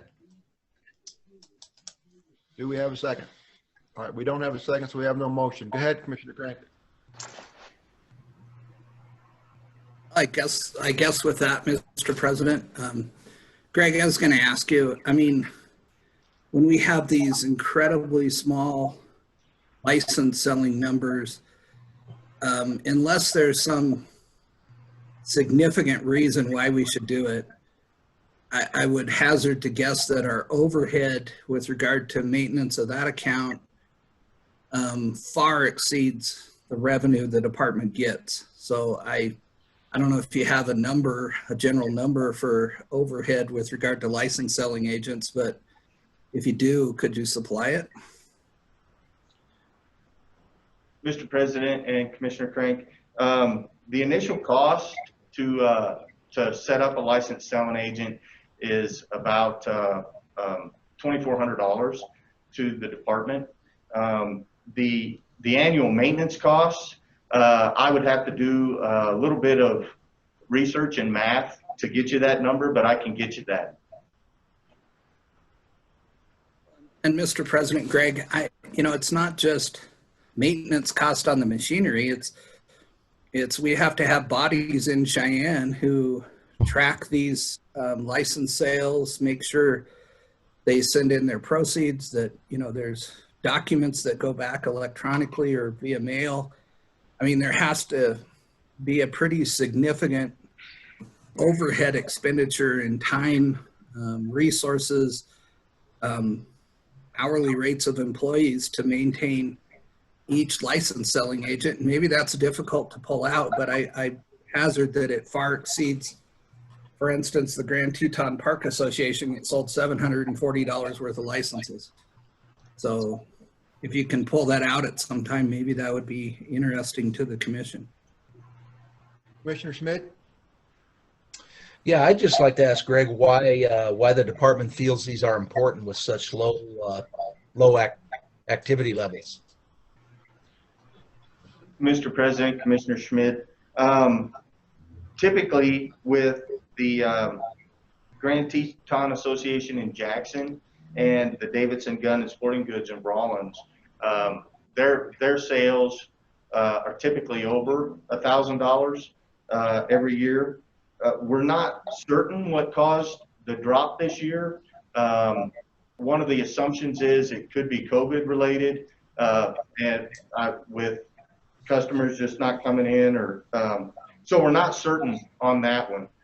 The ranch at Ucross in Claremont, originally they got set up as a licensed selling agent to support the women's one shot, and thinking that they would be able to sell those antelope licenses on the spot, but they can't. We provide those licenses. So their annual sales this year were $50. Mr. President? Commissioner Ryle? Greg, how long have these license selling agents been in, how long have they been selling licenses? You mentioned a $2,400 overhead initial fee to set them up. How long have they been doing it? Has that $2,400 been met some time ago, or is it still being paid off? Mr. President and Commissioner Rael, I actually don't have that information in front of me at the moment. I can get that answer to you though. I mean, it's important we provide a service, and in Claremont, Wyoming, and Ucross, Wyoming, that's the alternative is to either go online if they have internet, or drive back to Sheridan. So I'm not opposed to that at all. And as far as overhead, you've got a fixed cost. It's not like you're hiring people to track this down again, right? It's a fixed overhead cost when it comes to tracking these licenses. Am I right? Yes, Commissioner Rael. The employees that we have that work on this, they're the same employees. They work on it for all of our licensed sellers. Okay. I think Commissioner Schmidt, you had your hand up next. Yes, thanks, Mr. President. Greg, the Grand Teton Association, is that in Jackson? Yes, Commissioner Schmidt. How many licensed selling agents do we have in Jackson?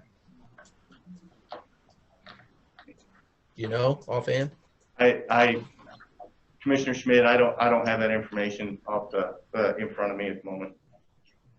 I would think it would be multiple, in my opinion. Same thing in Rawlins. Was it Gibson? Commissioner Schmidt, it was Davidson Gun and Sporting Goods. Davidson. Okay. And they're in Rawlins. So I'm assuming we have multiple agents in Rawlins as well. Yes, Commissioner Schmidt. Just for information, there is a licensed selling agent in Claremont, and actually the ranch at Ucross is not in Claremont. It's a more of a resort type setting. But Chief Phipps, there had to be a rule. Why did the Game and Fish have a rule that we had to look at these if they were under $1,000 if it wasn't an issue? Why was put in that place in the first place? President Doobie, I don't know that answer. I suspect that there was a, you know, a return on investment analysis done at some point, and that was determined to be the threshold way back when licensed selling agents were initially set up.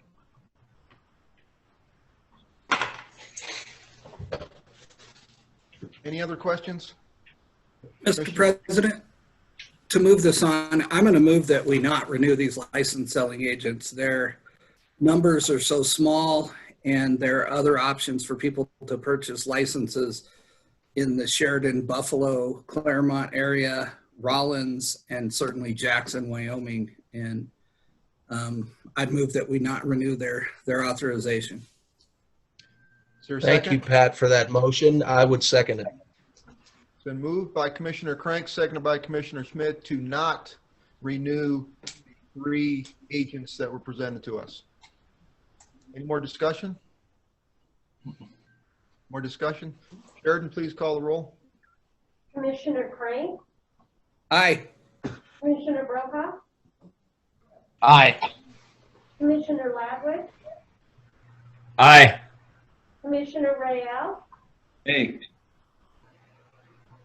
What was that? Nay. Hey, excuse me. Thank you. Commissioner Schmidt. Aye. Thank you. Thank you, Chief. Mr. President, while we're beating up on poor Greg, Greg, could you give us a quick update on how we're progressing to have all of our licensed selling agents transfer funds electronically to the department? Mr. President, Commissioner Crank, yes, I can. Currently, we've got 72 licensed selling agents signed up for electronic payment, and they're processing about $360,000 a month via electronic payment, and that was as the first week of November. In addition, when we receive applications for a new licensed selling agent, we send them the paperwork to set them up as a for electronic payment from day one. And then as we work through issues with some of our licensed selling agents that you know, may be late with payments, to get them going again, we send them the paperwork to get them up on electronic payment. Commissioner Crank. Mr. President, Greg, I assume if there were problems, you would tell us about them.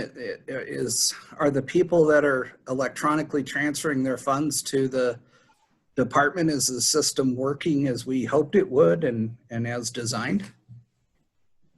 Mr. President, Commissioner Crank, the system is actually working very well. In most ways, it's exceeded our expectations. And we had a couple of bumps early on with some programming things and setting up some new processes, but it's stable now and working very well. President, so I don't think we can do this today. We need to do public notice and do it in a regular meeting.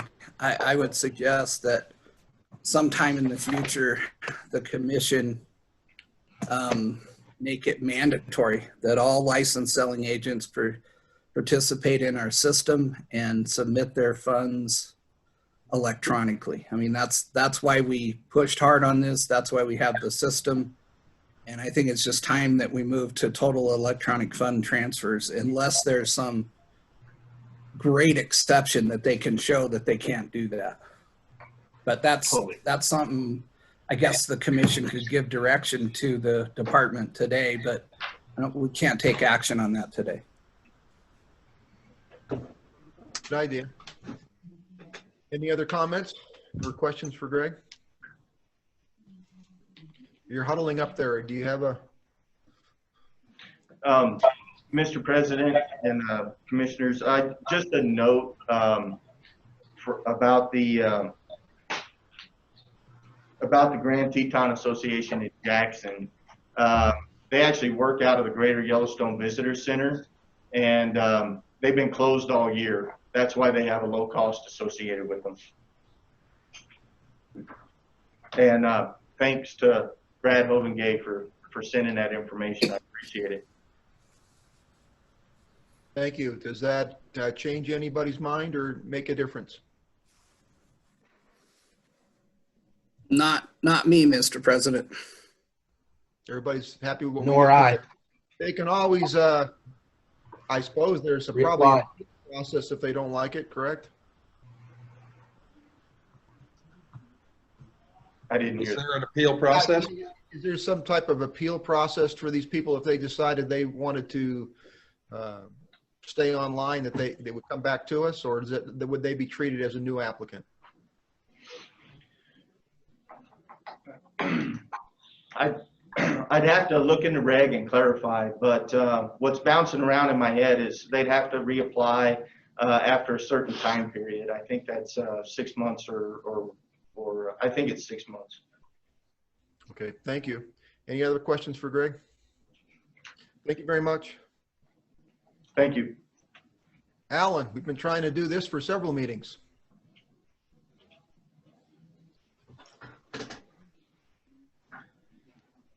Good morning, President Doobie. Good morning, Commissioners, Director Nesbitt. Yeah, this morning I just wanted to provide an update on the Muscle Dog pilot project. There it is. That we conducted in July this past year. First, I want to say thank you to President Doobie. It was under his direction to look into it. He had the interest in the project, and he also spent a day over there with me evaluating the project. And that's a long journey, as he can attest, from Buffalo down to Evanston. And I'd also like to say thanks to Chris Barnes. He also traveled there and spent a day watching the project work, and also a thank you to the Wildlife Fund Board.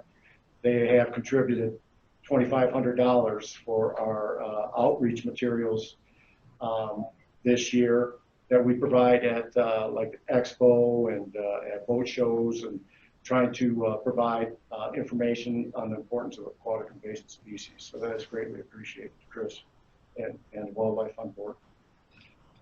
So that handsome lad there sitting next to the sign ready to work is Barney, which is short for barnacle. Next slide, please.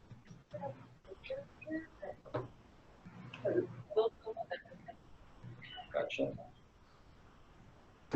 There. So, project overview. We contracted with Dogs with Jobs, which is an outfit out of California. They've been in existence since 2007.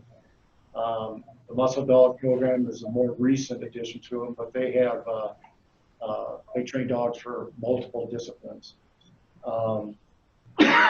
We conducted the project for 5 days from July 22nd to July 26th, which corresponds with Pioneer Days in Utah, which is a busy holiday week there, and a lot of folks travel from there to Flaming Gorge and Jackson Lake, and so we thought that that would be an appropriate time to run the project. The dog was deployed with a handler. Actually, there was 2 handlers there. And the contract price was $5,000 for the 5 days. So basically $1,000 a day. So how the program works, the dog was sniffed outside of the boat. Now these dogs can go into the boat. They boot them up and they put them inside the boat. But we just wanted them to work the outside of the boat. A lot of these boats have sea strainers, these big wakeboard boats that collect water and can have mussels in there or veligers, and the dogs can detect that. So what the dog does is it alerts when the scent is found, similar to what a drug dog would do. In this case, Barney basically point. Some dogs sit. Once they alert, the handler provides a toy reward after the alert. And then once we got an alert, the humans or the inspector inspect the boat further, and then decon if necessary. So the dogs can detect zebra and quagga mussels. In this case, it was quagga mussels because that's what is in Lake Powell, and that's what's driving the big concern in the Evanston check station is boats coming from Lake Powell up to Fleming Gorge and Jackson and other places around the state. So that's why we wanted to work it at Evanston. And they also can indicate early detection of haligers, which is the microscopic small form of the mussels in open water.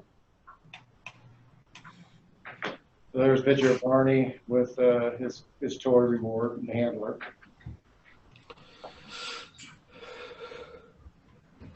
So evaluation of the program positive. The dog definitely proved his ability to determine watercraft used on high-risk water such as Lake Powell. And this way we worked at this program, when a person said they had been at Lake Powell, then we bring the dog out and have them work. And the day that I was there. It definitely, as you can see right there with the mom and the daughter, is a definite public outreach benefit. Lots of consultations, everybody's interested in the dog and what we're doing. And it also, I think, showed that the department is serious about AIS and prevention coming into the state. So that was definitely a positive of the program. And also another positive, it softened some voters when the dog was present. So, for instance, they had one instance at the check station where the boat owner had been at Lake Powell within 30 days, and when they said they wanted to bring him over and decon, he wasn't real happy about it. And they ran the dog around the boat, and it alerted. And after that point, he said, all right, okay. That was a definite benefit. There's Barney on point. A lot of these boats are really high dollar and complicated, so there's lots of different places. He's alerting right there. But there's also lots of different areas where also there's a picture of some mussels that were found, quagga mussels that were found, and moved after. And some of the limitations of mussel dog. Dogs are limited to approximately 100 boat checks per day. They can work 45 minutes on and off. Weather, work, factor. That pavement is really hot during July, August time periods, and not in a while where there's someplace they have to speed up the pavement. We don't think it was placed for another tool. It was interesting. I give a shout out to the inspectors over there. They have a gas station. Sometimes this does a job for them, but they don't pay them. But they take their job very seriously, and they took it very seriously that they wanted to outperform the dog. So they, and I think they did. They found more boats with muscles on it than the dog did, but it's just another tool. And we did not feel that it really sped up the overall inspection process. And one of the limitations also was the cost. So the cost, if we were to purchase our own dog, is $25,000 to $30,000 to train the dog and the handler, and then it's $5,000 yearly thereafter for ongoing training for both the dog and the handler. There's also long-term care associated with the dog. Somebody's got to take care of it, which would be one of our specialists probably, and then vet bills and insurance and that sort of thing. And then if we did purchase a dog, we use it for PR in the off season, October through March. But it remains unseen, or could be seen how much we would actually use it in the off season I know one state, Washington, that is currently using the dog in that way, and they have thought real positive of PR outreach effects of having that dog. So to summarize, department recommendation. Dog definitely did show its ability to detect, which is pretty impressive actually, to watch him work, and you know, they have a tremendous nose. Definitely a PR tool. Like I mentioned, it softens some people when they see the dog, and it definitely shows the importance that we're putting on the AIS program and prevention in the state. I do not think it's time to purchase a dog. I think other ways that we can spend that amount of money for the program and have more benefit. I would say, however, that I think we should keep the door open on using it like we did in Evanston at perhaps another location.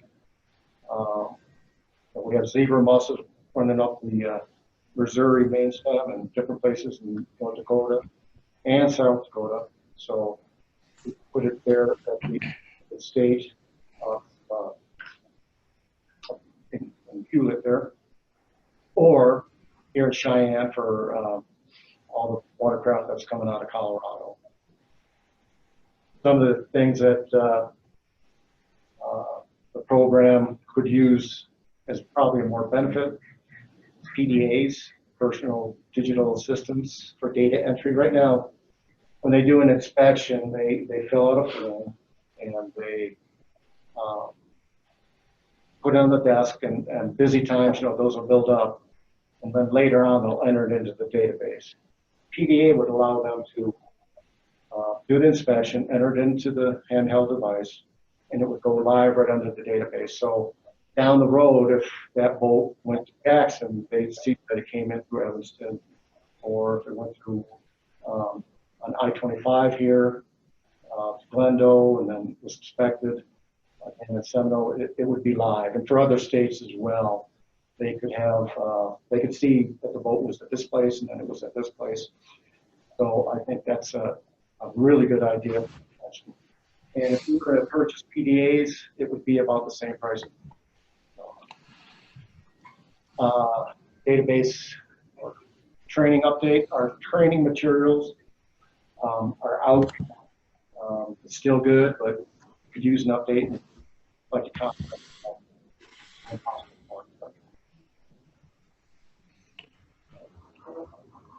So with that, I will take any comments or questions. You can see the audience at the bottom. Thanks, Alan. I guess I'd like to make a couple of comments. When I went down there, it was interesting watching the dog. The dog performed very well, but some of the comments that I would make would echo some of what Alan said. With his last comments regarding automating the process, several of the people that work there reiterated that it's a paperwork quagmire, and they can't readily check updates. If they could do that and check on a boat and see that it's been checked just shortly or whatever, they could speed up the process quite a lot. So I think that has some merit. One of the things that the dog was just utilized, but it wasn't incorporated into the procedure of checking each boat.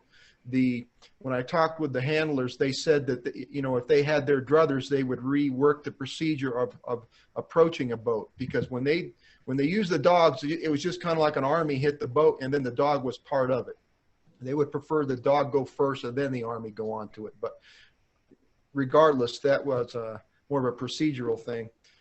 The dogs will not replace people. The inspections cannot be done without people. They can't respond. They can't answer questions. They can't do that. One obvious flaw was the fact that the dog does not go inside the boat.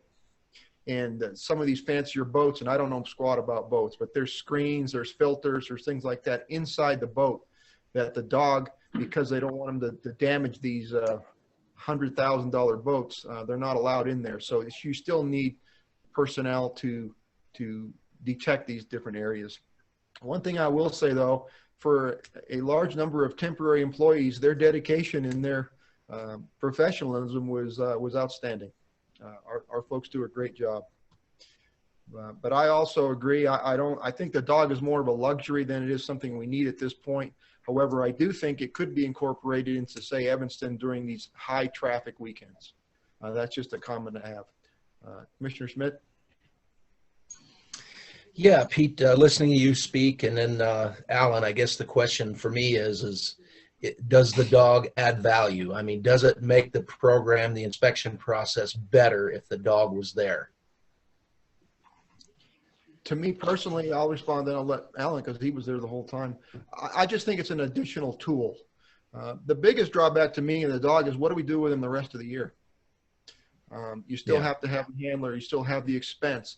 There are other states that use dogs, and they use them throughout the year. They may be part of drug enforcement and things like that, because the dog can be trained to do multiple tasks. We don't have that authority or that ability. We wouldn't have any other way to use the dog the rest of the year other than PR outreach. And I don't think the benefit is there. But you can do like we did. You can contract them for a short period of time, and then they go home. So, I mean, that could be a way we could utilize them if we wanted to. Alan?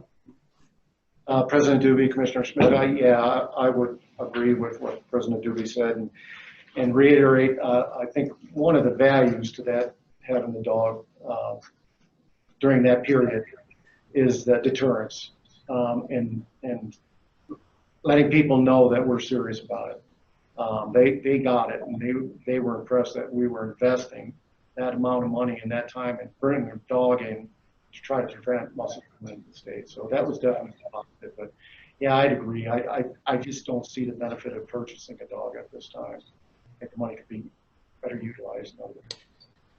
Commissioner Crank? Okay. And the reason I asked that question, guys, is Chris McBarnes and I have talked, and if there is value there, if it is something that you guys would like to see at some point, but really don't want to commit any dollars to it out of the department budget, Chris and I have talked that we could take this before our board with the Wildlife Fund, try to put a restricted line item and try to raise some funds specifically for this project if you see the value in it. And we would be willing to do that, take it to our board and talk to them about it and see if we could do something to help you out there. So I just wanted to throw that out there for you guys to think about. Thank you, Commissioner. Thank you, Commissioner Crank. Well, I once again reiterate, aquatic invasive species is a tar baby. And the further we stick our arm into the tar baby, the less likely it is we're going to be able to get out. And one of these days, without legislative money, I am incredibly fearful that aquatic invasive species bankrupts, or at least eats up this reserve that we've worked so hard to put in place. So I guess my advice is to make sure we're doing it efficiently and we're doing our job because we got tasked with it. But so if our people need personal data assistance, I would urge the department to find that in their budget to make sure that we have free flow of information throughout the state about what we need to have free flow of information about.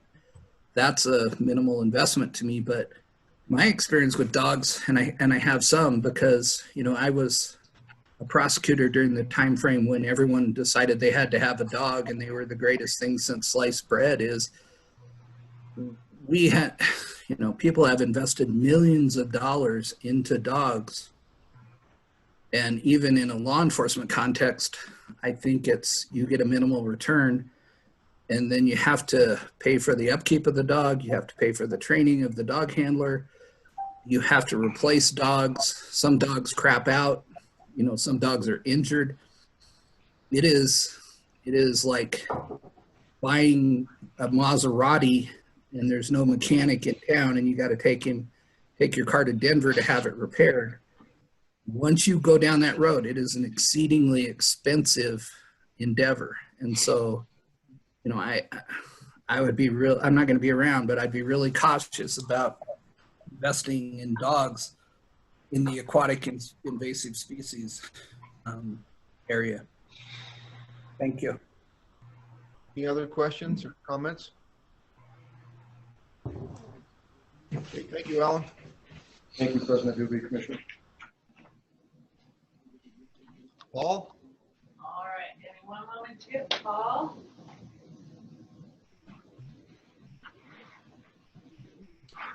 Fellow commissioners, after Paul, the 22, we will have another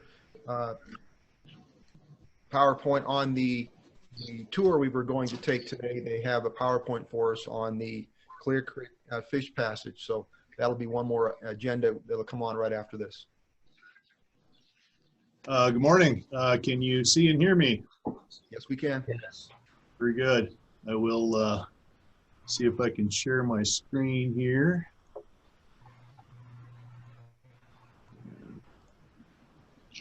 Good. Presume you can see that. We do see the presenter view, Paul. Okay, we will. If you go up to display settings, you should be able to, I think, swap. How's that? Great. Yeah, I'm the Aquatic Habitat Program Manager and looking forward to visiting with you, President Doobie, members of the Commission, Director Nesbitt, on the latest version of our habitat plan. And I'm currently serving as the chair of our internal Habitat Technical Advisory Group. And that's a rotating chair. And I drew the short straw and got to drive this revision effort over the last 8 or 9 months. We have, I think, and I'm biased, but I think we have a very strong habitat program. I think we do a lot of very good habitat work. And along the way, we engage effectively with a lot of different partners. And I think our habitat plan is at the base of that. I think it helps us to be leaders in habitat work. There are many employees from throughout the department that have a strong role in habitat work. In fact, by my count, there are right at 50 employees who are actively engaged in on-the-ground habitat projects. Our habitat plan, again, helps us coordinate those sorts of efforts.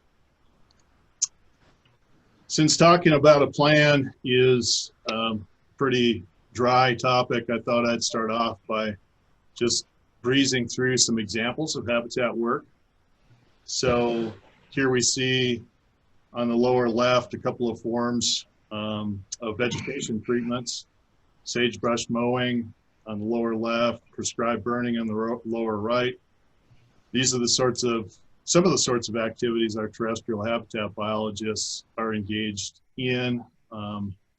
There's many large-scale, landscape-level projects going on across the state that benefit a broad suite of species, from moose to songbirds to mule deer. And we do a lot of weed work, you know that. Following wildfire in 2015 in and around the Lambdin unit, we mobilized to spray for cheatgrass. We treat cheatgrass on our properties. Here's an example on the Pennock unit. The hand on the lower left is holding a granulated form of plateau. This is from a few years back. And here we're spraying that on that unit. We're involved in riparian work in many places around the state. This example on Bolton Creek outside of Casper, this is all about capturing sediment. The idea being by trying to capture sediment, we're keeping it out of the North Platte, just a tremendous fishery in the North Platte. And hopefully by doing that, we can foster greater natural reproduction and recruitment in that fishery. And so this vegetation, you can see kind of that pile of vegetation being dropped by a helicopter. That was being used to form these gully plugs and hence hold back sediment. We do a fair amount of beaver work. Well, I guess actually the beaver do the work, but we try to facilitate their work by moving them to places that hopefully they can become established. In some places, we're building these pole structures, beaver dam analogs that emulate the function of beaver dams and ideally, ultimately make a place suitable for beaver so they can take over. We have river restoration work going on around the state. This example's from a few years back. This is on Flat Creek on the National Elk Refuge. And this is actually home to just an incredible Snake River cutthroat trout fishery. We have another project going on currently on Flat Creek downstream from Jackson. Providing fish and other aquatic critters a way to move up and downstream is a big part of our aquatic habitat work. We're opening up many miles of connectivity around the state, providing passage in and around structures such as these, replacing narrow, small perched culverts with larger flat bottom culverts. So that, again, critters can move around at a whole range of different flow levels. And in some places where it's warranted, we're installing screens like this example. This was on Bear Creek on the Spencer Moriarty unit. So managing habitat on our properties obviously is a huge effort. Involves spraying and fence work, water developments, wetlands, vegetation treatments, stream work, pretty much everything. So we have a lot of activities going on. Just a few of them are summarized here. This is from our annual habitat report. There are, of course, many other activities summarized in that report. The point being, on our properties and on private land and on public land, these activities are making a difference to create thriving fish and wildlife populations. This is also from our last annual report. We achieved 58 and some change miles of work on streams and over 390,000 acres of work on terrestrial habitats. So our habitat plan is really a driver for all this work. And so what I'd like to describe in the next little while is our effort to revise the plan, bring it up to date. We have really 5 main components that I'll go through that are at the core of our plan. First off, this is our 4th version of a plan.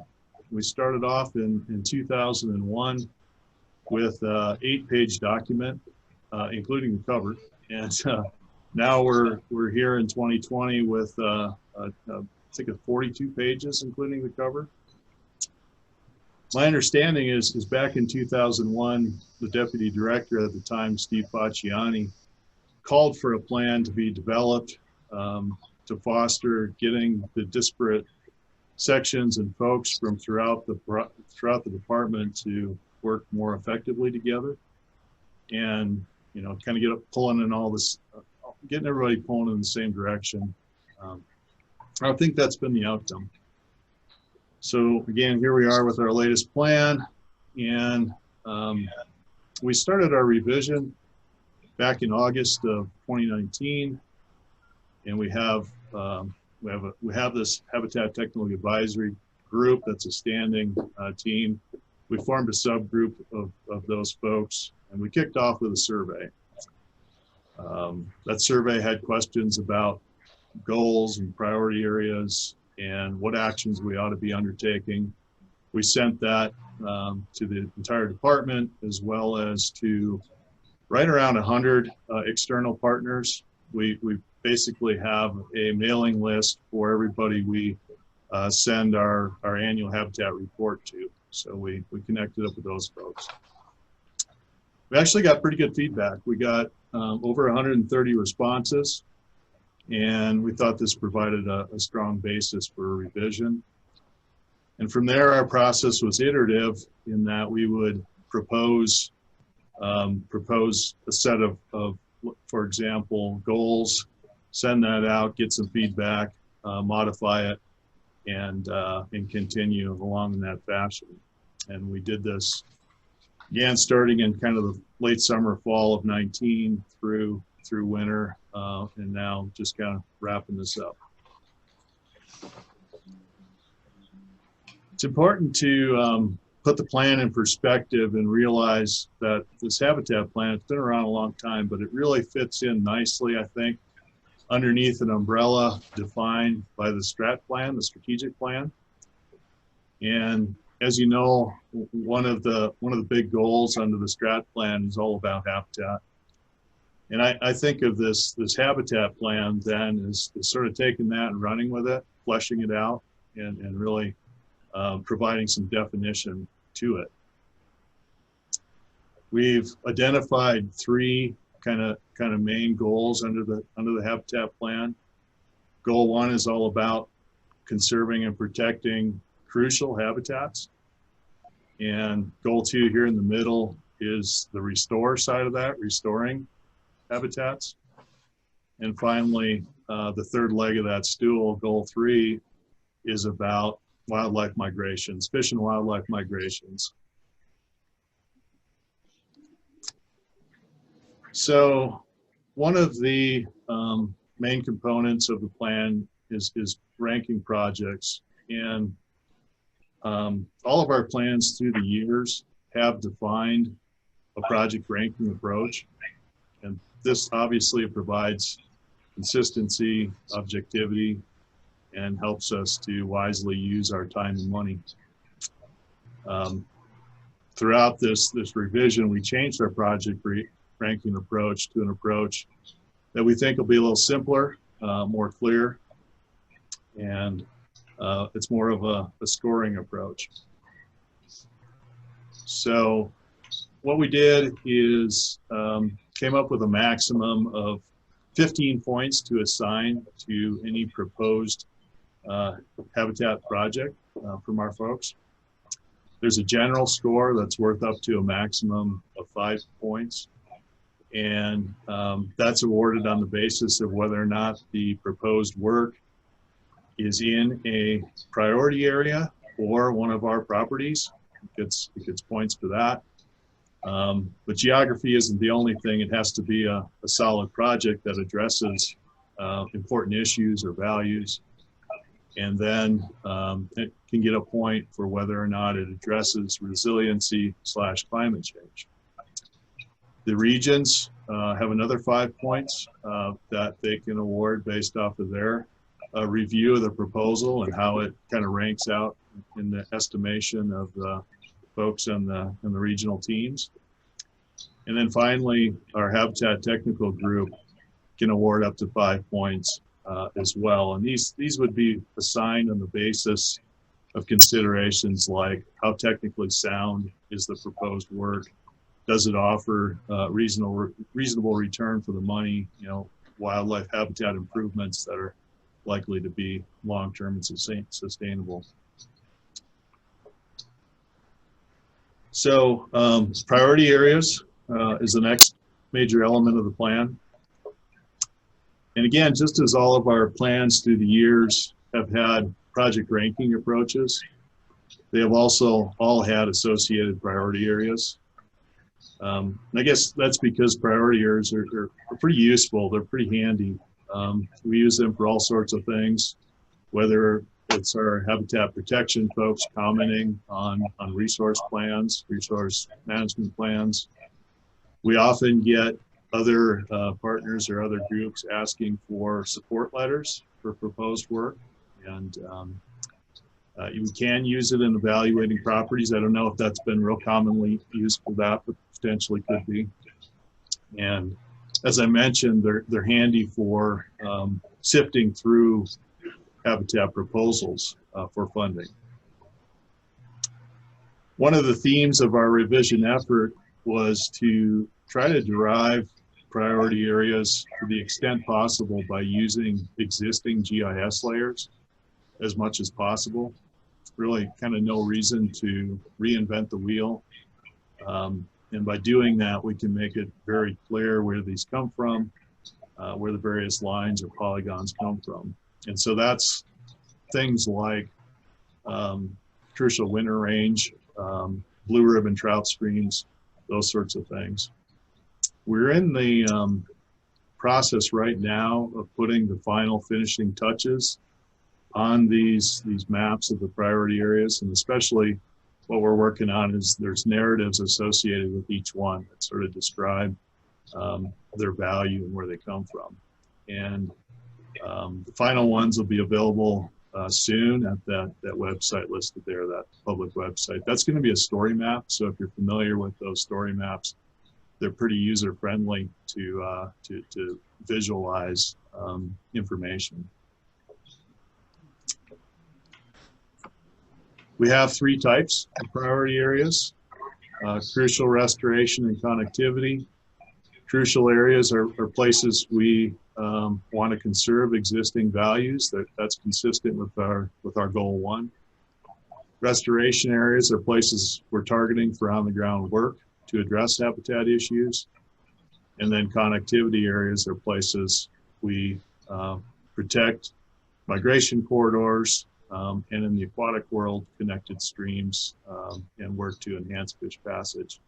Any and all these areas may or may not overlap. So just to kind of provide a little clarity on these different concepts, this is the first of 6 slides I assembled to provide examples. 4 of the slides will be in the Sheridan region and 2 are statewide. So this is aquatic crucial areas, and without getting into the kind of the gory details, I'll note that we have line segments in polygons, and the line segments here, these green, blue, and purple lines correspond to blue ribbon trout streams, in-stream flow segments, and riparian corridors. And then the polygons on this map, with the green and blue and these little turquoise numbers up here in the bighorns. The blue and green are sub-watersheds and places that are especially important for various SGCN species or species of greatest conservation need. And the turquoise watersheds here are wetlands, and our herpetologist identified these on the basis of amphibian communities. Now we're looking at aquatic restoration areas. And remember, these are areas we are expecting to focus on the ground work on in the next 5 years in particular. Again, we have lines and polygons here. You also notice there's these sort of 6-sided shapes, these red dots. Those are communities where, if the stars align, and the opportunity came up, we'd be really interested in further developing community fisheries. Developing community fisheries is near and dear to Chief Osterland's mission, and we're looking for opportunities around the state. The green lines again are riparian corridors. The green polygons are sub-watersheds where we intend to work on Yellowstone cut issues. And these kind of, on my screen, it looks sort of reddish pink watersheds are places we'll be especially interested in stream restoration work across the watershed. And then finally, wetland focal area up in the northeast.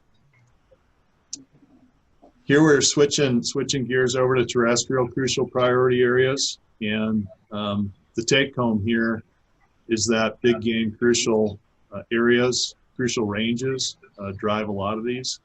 So those are reflected as priority areas. And some of the areas are based on key habitat types, like this red diagonal area refers to deciduous woodlands. And of course, the sage grouse areas are indicated as well as crucial areas. And finally, the terrestrial restoration priority areas are depicted here. Todd Kaltrider's the Sheridan region terrestrial habitat biologist. He's an ambitious fella. He's got his work cut out for him for the next 5 years, but he's flagged a lot of priority areas to work. For example, this horizontal line polygon here is all about annual invasive grasses. Obviously a big deal for the state, a big deal for the region, and that's indicating areas north of I-90 will be especially focused. Not to say we won't work anywhere else, but this would be the focal area. And then another example is the mule deer initiative area here. So those are just kind of some examples for one region, and these are consistent with what they kind of look like statewide. Connectivity priority areas, 2 more slides. This is the aquatic side of that. The blue lines indicate places we consider to be currently pretty well connected, and we just like it to maintain that way, stay that way. The more aquamarine line segments are places that we're especially interested in promoting connectivity. So for example, I think this one, I don't know if you can see my cursor here, but I think this one is Clear Creek near and around Buffalo. And here coming up next, we'll hear from Travis, I think is on the agenda to talk about some efforts there. And finally, terrestrial connectivity priority areas. It's here, it's simply the officially designated wildlife migration corridors. So the next area of the revision involved rolling in climate change considerations. And to do that, we held a workshop back in April of 2020. And we had 4 main outcomes we were looking to achieve from this workshop. First off, we really wanted to get the latest information from the scientists. We wanted to learn about what the projections are and what the research is saying. And we drilled in on river, riparian, and wetland habitats for this workshop. And of course, we want to translate that into what actions our habitat work ought to reflect in order to be proactive. And part of this workshop effort, we wanted to see what the predictions were, if they could even do it for a narrower geographic focus. So we picked out 4 different places in Wyoming and asked for predictions in those locations. And then we used those as a basis to define potential actions for around the state. Finally, we wanted to get a better handle on what we think we needed to know in order to manage better in the future. So we developed a list of needed data, information, and analyses going forward. Process-wise, this turned into a Zoom workshop. It was facilitated by Dr. Molly Cross of the Wildlife Conservation Society. Cash-wise, it didn't cost us anything. The Wildlife Conservation Society views themselves, their mission is all about bridging science and management, and they had a grant from the North Central Climate Adaptation Center. It's a USGS facility, and worked with us on this effort. And we're very, very, very good at what they do. Anyway, we had 35 to 65 participants, depending on the session. Heard from a number of experts, and we did identify potential impacts and vulnerabilities for different areas of Wyoming. Results from this workshop are detailed in a report we just finished up a couple weeks back. It's now available on our Habitat Internet page, listed here. And I'm not a climate expert by any means, but if folks and commissioners are kind of interested in this outcome, this workshop, and want to dig into it, Molly has volunteered to attend a future commission meeting, and we can sure set that up and dig into this if folks are interested. But just a teaser on some of the results from that. We had predictions for climate to increase by 3 to 8 degrees, depending on where you're at and which model outcome. for a time period not too far in the future, 2040 to 69. Of course, greater numbers of hot days, longer growing season, increased annual precipitation, much of that expected to come in the winter and spring, greater intensity of precipitation events, potentially leading to more likely flooding and droughts. I think of it as higher highs and lower lows in stream environments. And we expect to continue to see the snow line moving up. We identified over 75 potential habitat management actions and rolled many of them into the plan.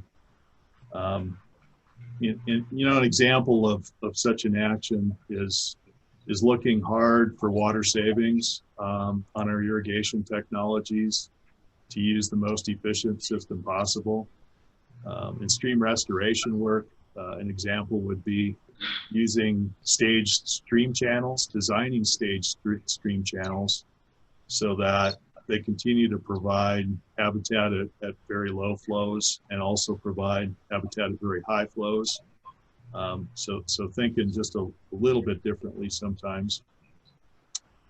A long list of information needs was generated. Examples of that include identifying, for example, streams that could become suitable. For instance, if waters are predicted to warm and become suitable for which fish species, or trying to identify which invasive species might be more likely to invade and thrive in the future. So the final piece of the plan are the various actions we propose to pursue. And we identified 77 of those. That's a lot, but believe it or not, it is less than the previous version of our plan. We had 138, so we've become a little more focused, which was one of our goals.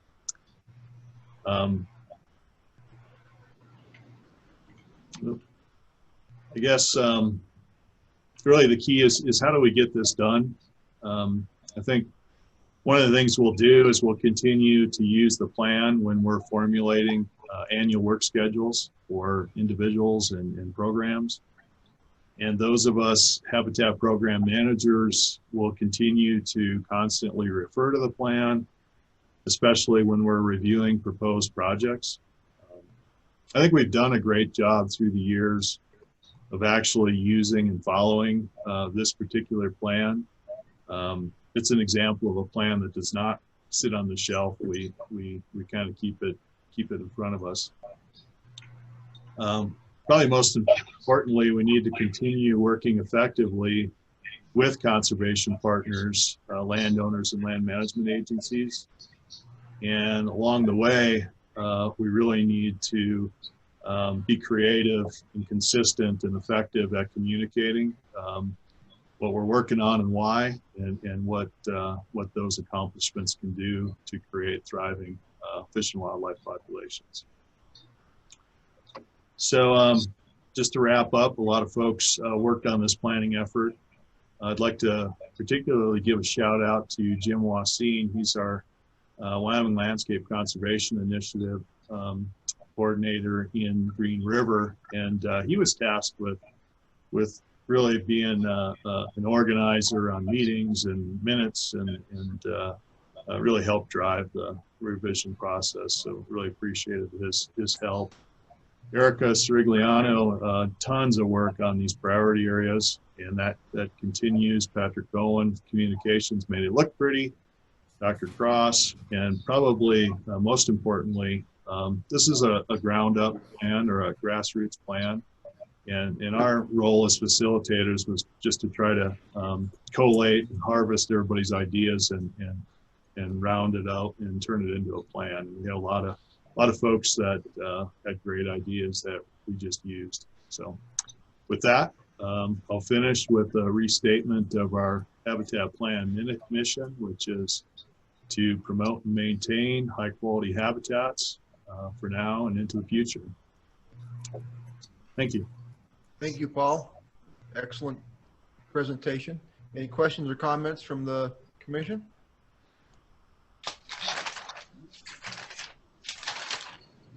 Any questions? Thank you very much, Paul. I appreciate it. Thank you. Mr. Kennedy, who we have next? Travis? Yes, we have. I think Alan might be introducing him for Clear Creek Rehabilitation and Fish Passage Project. All right, thank you.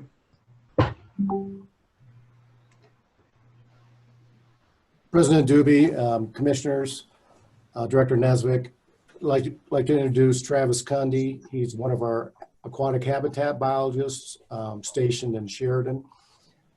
Travis has been doing aquatic habitat and terrestrial habitat work for many years and has a tremendous amount of knowledge on aquatic habitat work and does some great projects up there. And right now he's engaging in a process on Clear Creek in Buffalo to enhance fish passage. And it's a real collaborative project with lots of different stakeholders. And I wish we could have done a tour if we would have been meeting in person in Buffalo, but second best, Travis is going to provide a PowerPoint presentation. So you have the helm, Travis. Thanks, Alan. Can everybody hear me all right? Yes. Yes. Okay. President Doobie, members of the commission, and Director Nesbitt, thanks for the opportunity to present this project. I'm going to attempt to share my screen here.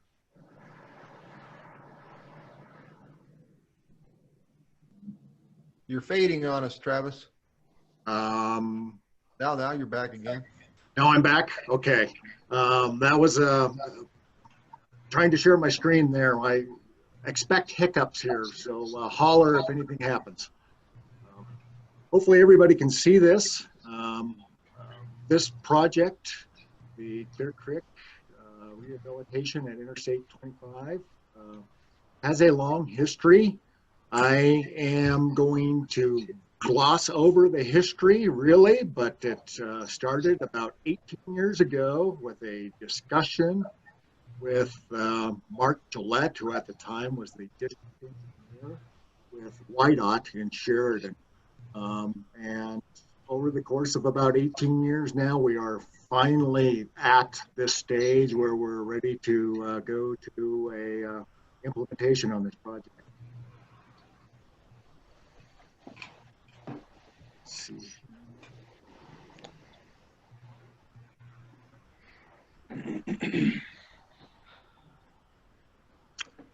The Clear Creek Rehabilitation and Fish Passage is located in Buffalo, Wyoming. It's along Clear Creek between Interstate 25 and the old Highway 87. This reach is about 800 foot long, and at the very bottom there is a large grade control structure that is a barrier to fish passage. The property that the stream reach occurs on is a Department of Transportation easement owned by them that is about 3.5 acres in size.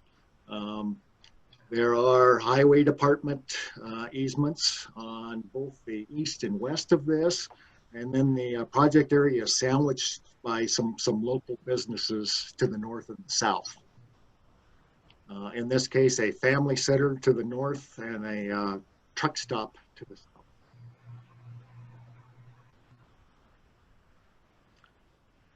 A 12-foot tall grade control structure occurs upstream of the I-25 box culverts. In this case, in this photo, only one culvert is showing. There's another culvert on the opposite side of the wall.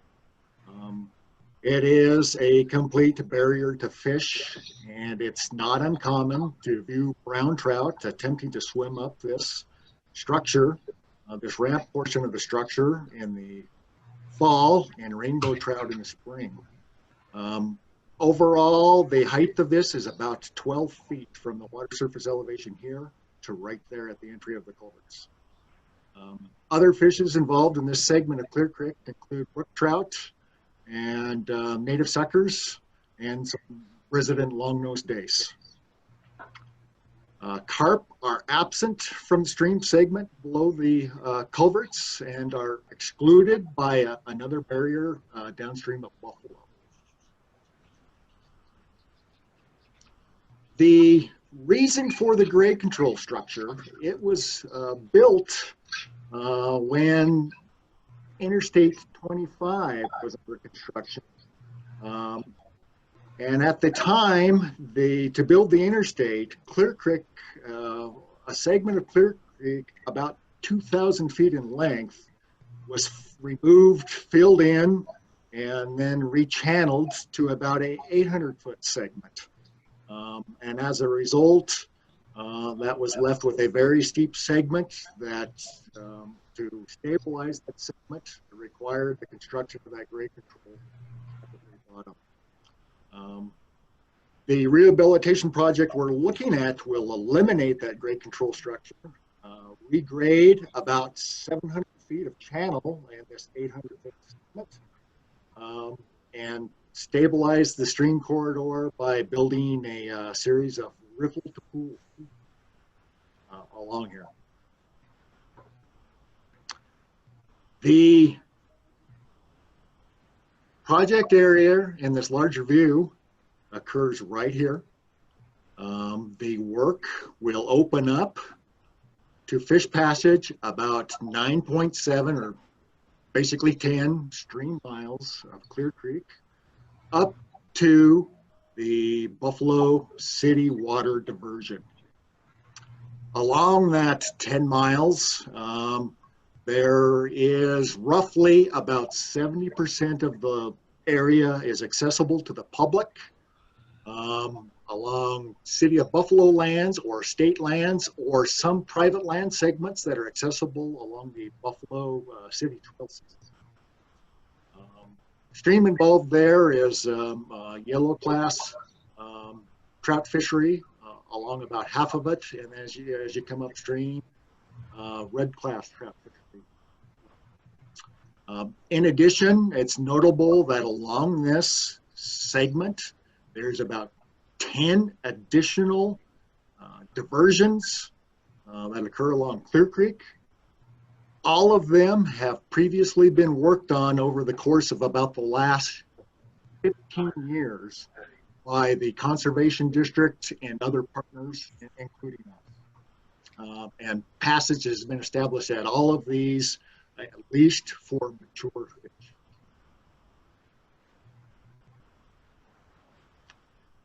Objectives of this project, previously mentioned, improve stream habitat along about 3.5 acres of that corridor, 800 feet of stream, between the old Highway 87 and the interstate, restore upstream fish passage. In doing that, we want to provide passage over a range of flow conditions, that being our base or low flow conditions, up to our near bank full flow conditions or our normal high flow type conditions, and then promote stable and self-contained channel characteristics. My goal now over the next series of slides is to kind of just show the designs, but at the same time discuss how you provide passage for fish over a range of flow conditions, ranging from low base flows up to near bank full conditions.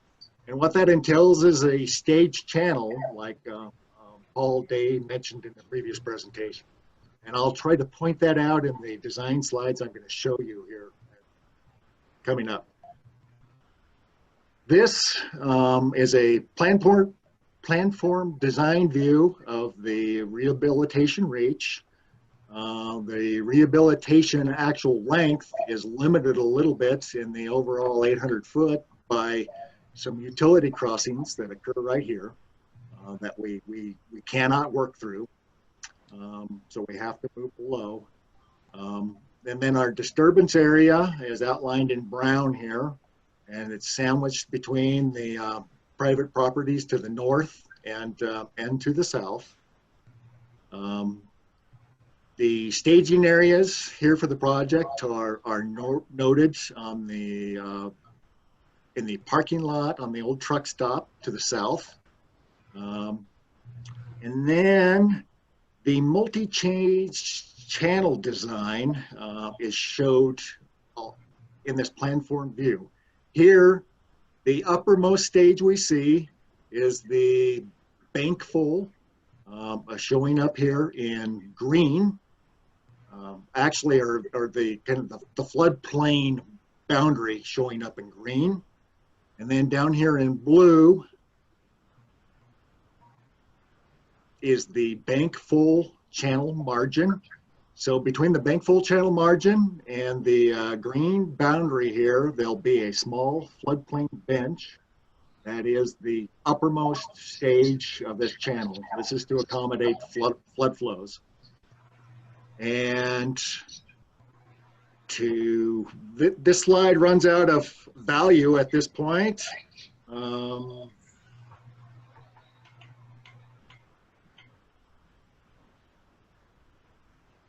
Then within the bank full channel, we will work on some additional staging. The things to note on this are we've got both a plan view and a profile view where we'll be constructing steepened riffles, about 3.8%. With these steepened riffles, there'll be a pool below them to dissipate energy as well as provide cover for fish that hold in the area and as they're moving up the system. We will also have, for bank stability, at the bank full edge in the floodplain margin, what we call a towwood treatment, which is there to provide additional cover for fish, stabilize the bank, and in addition, provide additional vegetative development and vegetative canopy development for shade and additional habitat for other wildlife.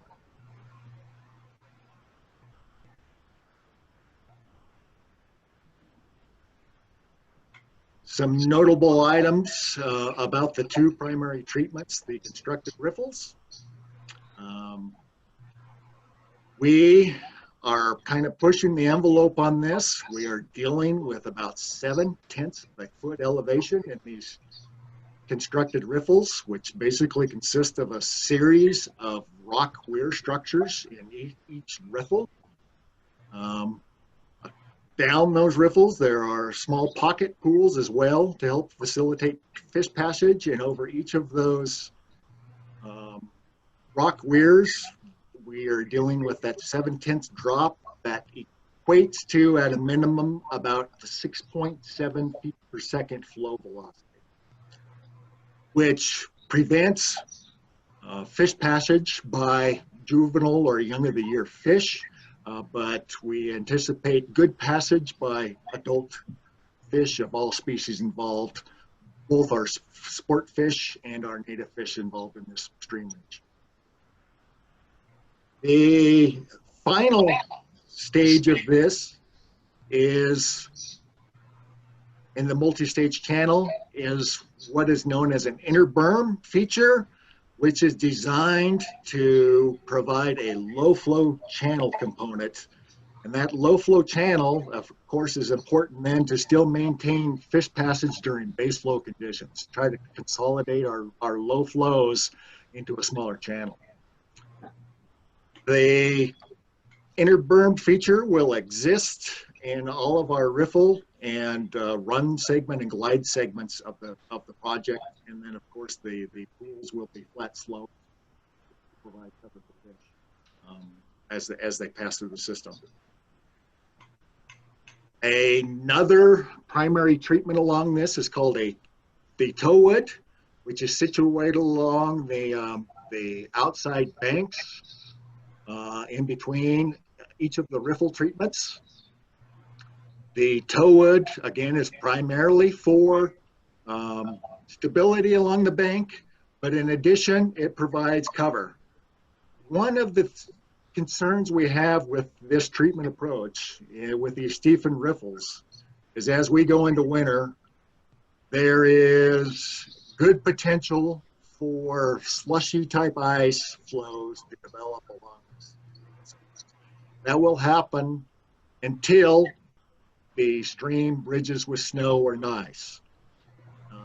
As that happens, that slushy ice can stick to everything and really fill in these pools and so forth. So we think for winter habitat, these towwood treatments are going to be about the only thing that might provide some refuge within these pool segments. Until that thing bridges with ice, those slushy ice conditions could be a real issue, and the towwood treatments should help fish in that particular situation. Above these towwoods, all of the wood sticking out here is designed to be underneath the low flow channel elevation. The low flow channel or that inner berm channel elevation will be about right here, and then our bank full channel will come up to about here. The vegetated lifts above that will provide stability, as well as that woody vegetation develops again. We expect overhead cover to benefit the fishery as well as additional wildlife. Then beyond that is our small floodplain benches along the rest of the system to hold stability throughout this.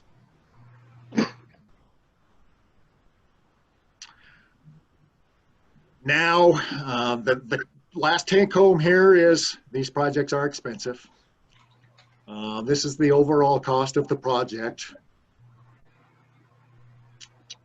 About this is for the engineering design as well as the upcoming construction oversight, about $114,000. And then the 100% design, or the final design estimate, is right just under $700,000 for a total of about $812,000. To defray all of that cost, you need lots of partners involved, and this is a fundraising that's gone on towards this project. The bulk coming from the Wyoming Highway Department, and then the next biggest partner on the funding side being the Wyoming Wildlife and Natural Resource Trust. Where we're at currently with the project is last week we had a showing with contractors to get the process started. We expect bids to come in here in December, and our hope is that our engineer's estimate won't be the low bid and that we can ultimately afford this with the funds that we have raised. July through September of next year. We can have one more bite at the apple if something falls apart and we have to postpone the project a year.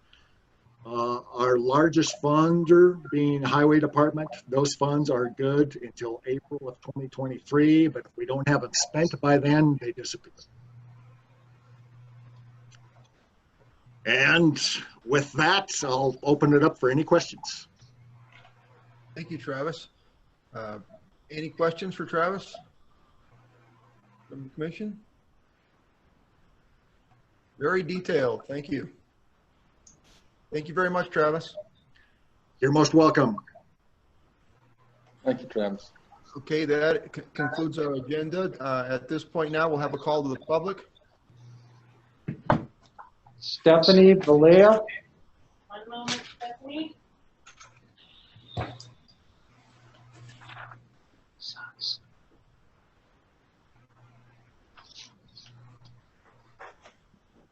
Can you hear me? Yes, we can. Welcome back. Hello. So I don't really have anything prepared to say for public comment, but I just want to quickly clarify that when I said that we overlook the fact that these wild species have value in themselves in yesterday's meeting, I wasn't talking about their economic value. Since when is it acceptable to kill someone for profit? Since when is it acceptable to kill someone for fun and bragging rights? Wildlife comes first here. And look, I know that there are people who make their income off of this. I know that there are people who hold these hunting practices close to their hearts, but we need to start finding alternatives. We need to start communicating with each other and focusing on these alternatives, because wildlife also has an equal say in this. Thank you. Thank you very much, Stephanie. Appreciate it. Thank you. Any other calls? Any other calls? None have come in. No, Mr. President. All right. I do have one more thing, Mr. President, if we're getting ready to adjourn. We are. Okay, so as all of you have experienced here over the last several days, putting this thing together and making this all come off the way that it did takes quite an effort. Many of you were in contact with Megan and Wayne and Sherry long before the meeting, and all three of these individuals were in here working hard. Heck, Megan even beat me to work the other morning, she was here early, and they've been working very hard to try to make sure everything went very well.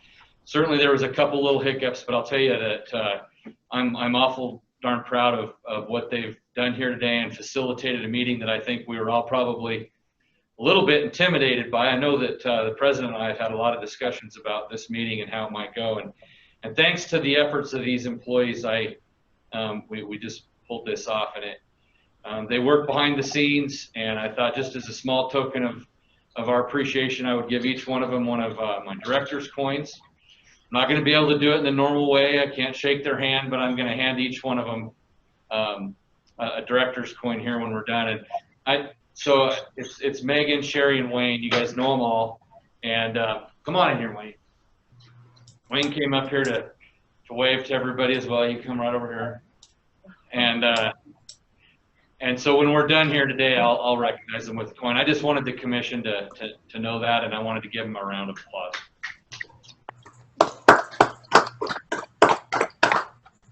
Hey, President, if I may, I'd like to make one comment too. Brian, it starts at the top. Appreciate your leadership. John, filters down through you and filters on down through everybody else. Thank you, guys. Sorry. Yeah. I would like to echo the same. It takes quite a little bit to wrangle and corral we commissioners, especially on this technical stuff. But I think we did very well, and I think you guys helped us extremely well. So thank you.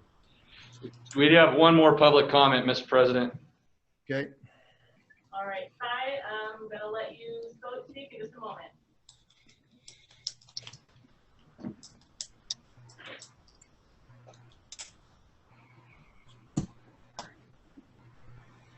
Commissioners, President Doobie, Commissioners, Director Nesbitt. As you all know, I got up this morning and I intended on commenting yesterday at the close of yesterday's meeting, but it was painfully obvious that everybody was done yesterday, and so I wanted to hold my comments off till today. So this morning I sent each of you an email in regards to the motion that was made yesterday about the wildlife task force. And I'd like to start off first of all and say I support the idea, and I think most of us throughout the industry and throughout the hunting community would also support that idea and like to see something like that move forward. My concerns are we didn't really lay the groundwork for this like we have on numerous other task forces like the CWD committee and some of these others. We had months of groundwork that was laid. People had a chance to talk to it. All the NGOs had chances to talk to the department. And then there was a lot of buy-in through the whole community. And I'm concerned on this particular task force that that groundwork wasn't laid. And I'm not really sure why. And hopefully as this thing develops, we'll understand why It was basically sprung on us. It wasn't even an agenda item on the commission agenda, which concerns me. But with that said, we are fully supportive of this idea. We think it's a phenomenal opportunity for everybody to sit down and discuss these issues, these licensing issues, the preference points issues, all these issues. And we welcome that opportunity.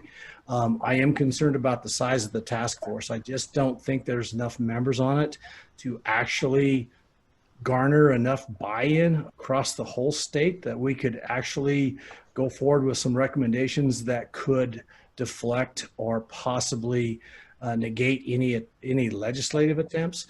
And I really ask the commission that if they could possibly throw this back to the department and take a different look at this as to how many members are actually part of that committee, so that we can encompass enough people that we could actually really have some meaningful discussion. And that's all I ask. I just think that it's just not large enough. I mean, there's only 2 ag members there, and our ag community is incredibly large and diverse in this state. There's only 1 outfitter on there. There should be more than 3 or 4 sportsmen's reps. It's a big issue. We have an opportunity to fix a lot of stuff here. And that's all I ask, is that you kind of back up a little bit, take a look at it. And the entire tourism industry was omitted. And that's a big part of this non-resident hunting economy and resident hunting economy. So that's all I ask. And just back it up a little bit, look at it, increase it, and let's move forward with it and see what we can get done. Thank you. Thank you, Cy. Any questions for Cy? Comments? Thank you very much, Cy. I'm sure we'll take everything under advisement. Thank you. Anything else? Nope, that's it. Move that we adjourn the meeting. I would entertain a motion. There's a motion. Is there a second? Second. Moved by Commissioner Crank, seconded by Commissioner Ryle to adjourn this commission meeting. Any more discussion? All those in favor say aye. Aye. Aye. Aye. Thank you all very much. Appreciate all your efforts. Thank you, guys. Happy Have a great Thanksgiving, everybody. Thanksgiving. Until next time. Good job, Pete. Happy Thanksgiving to all.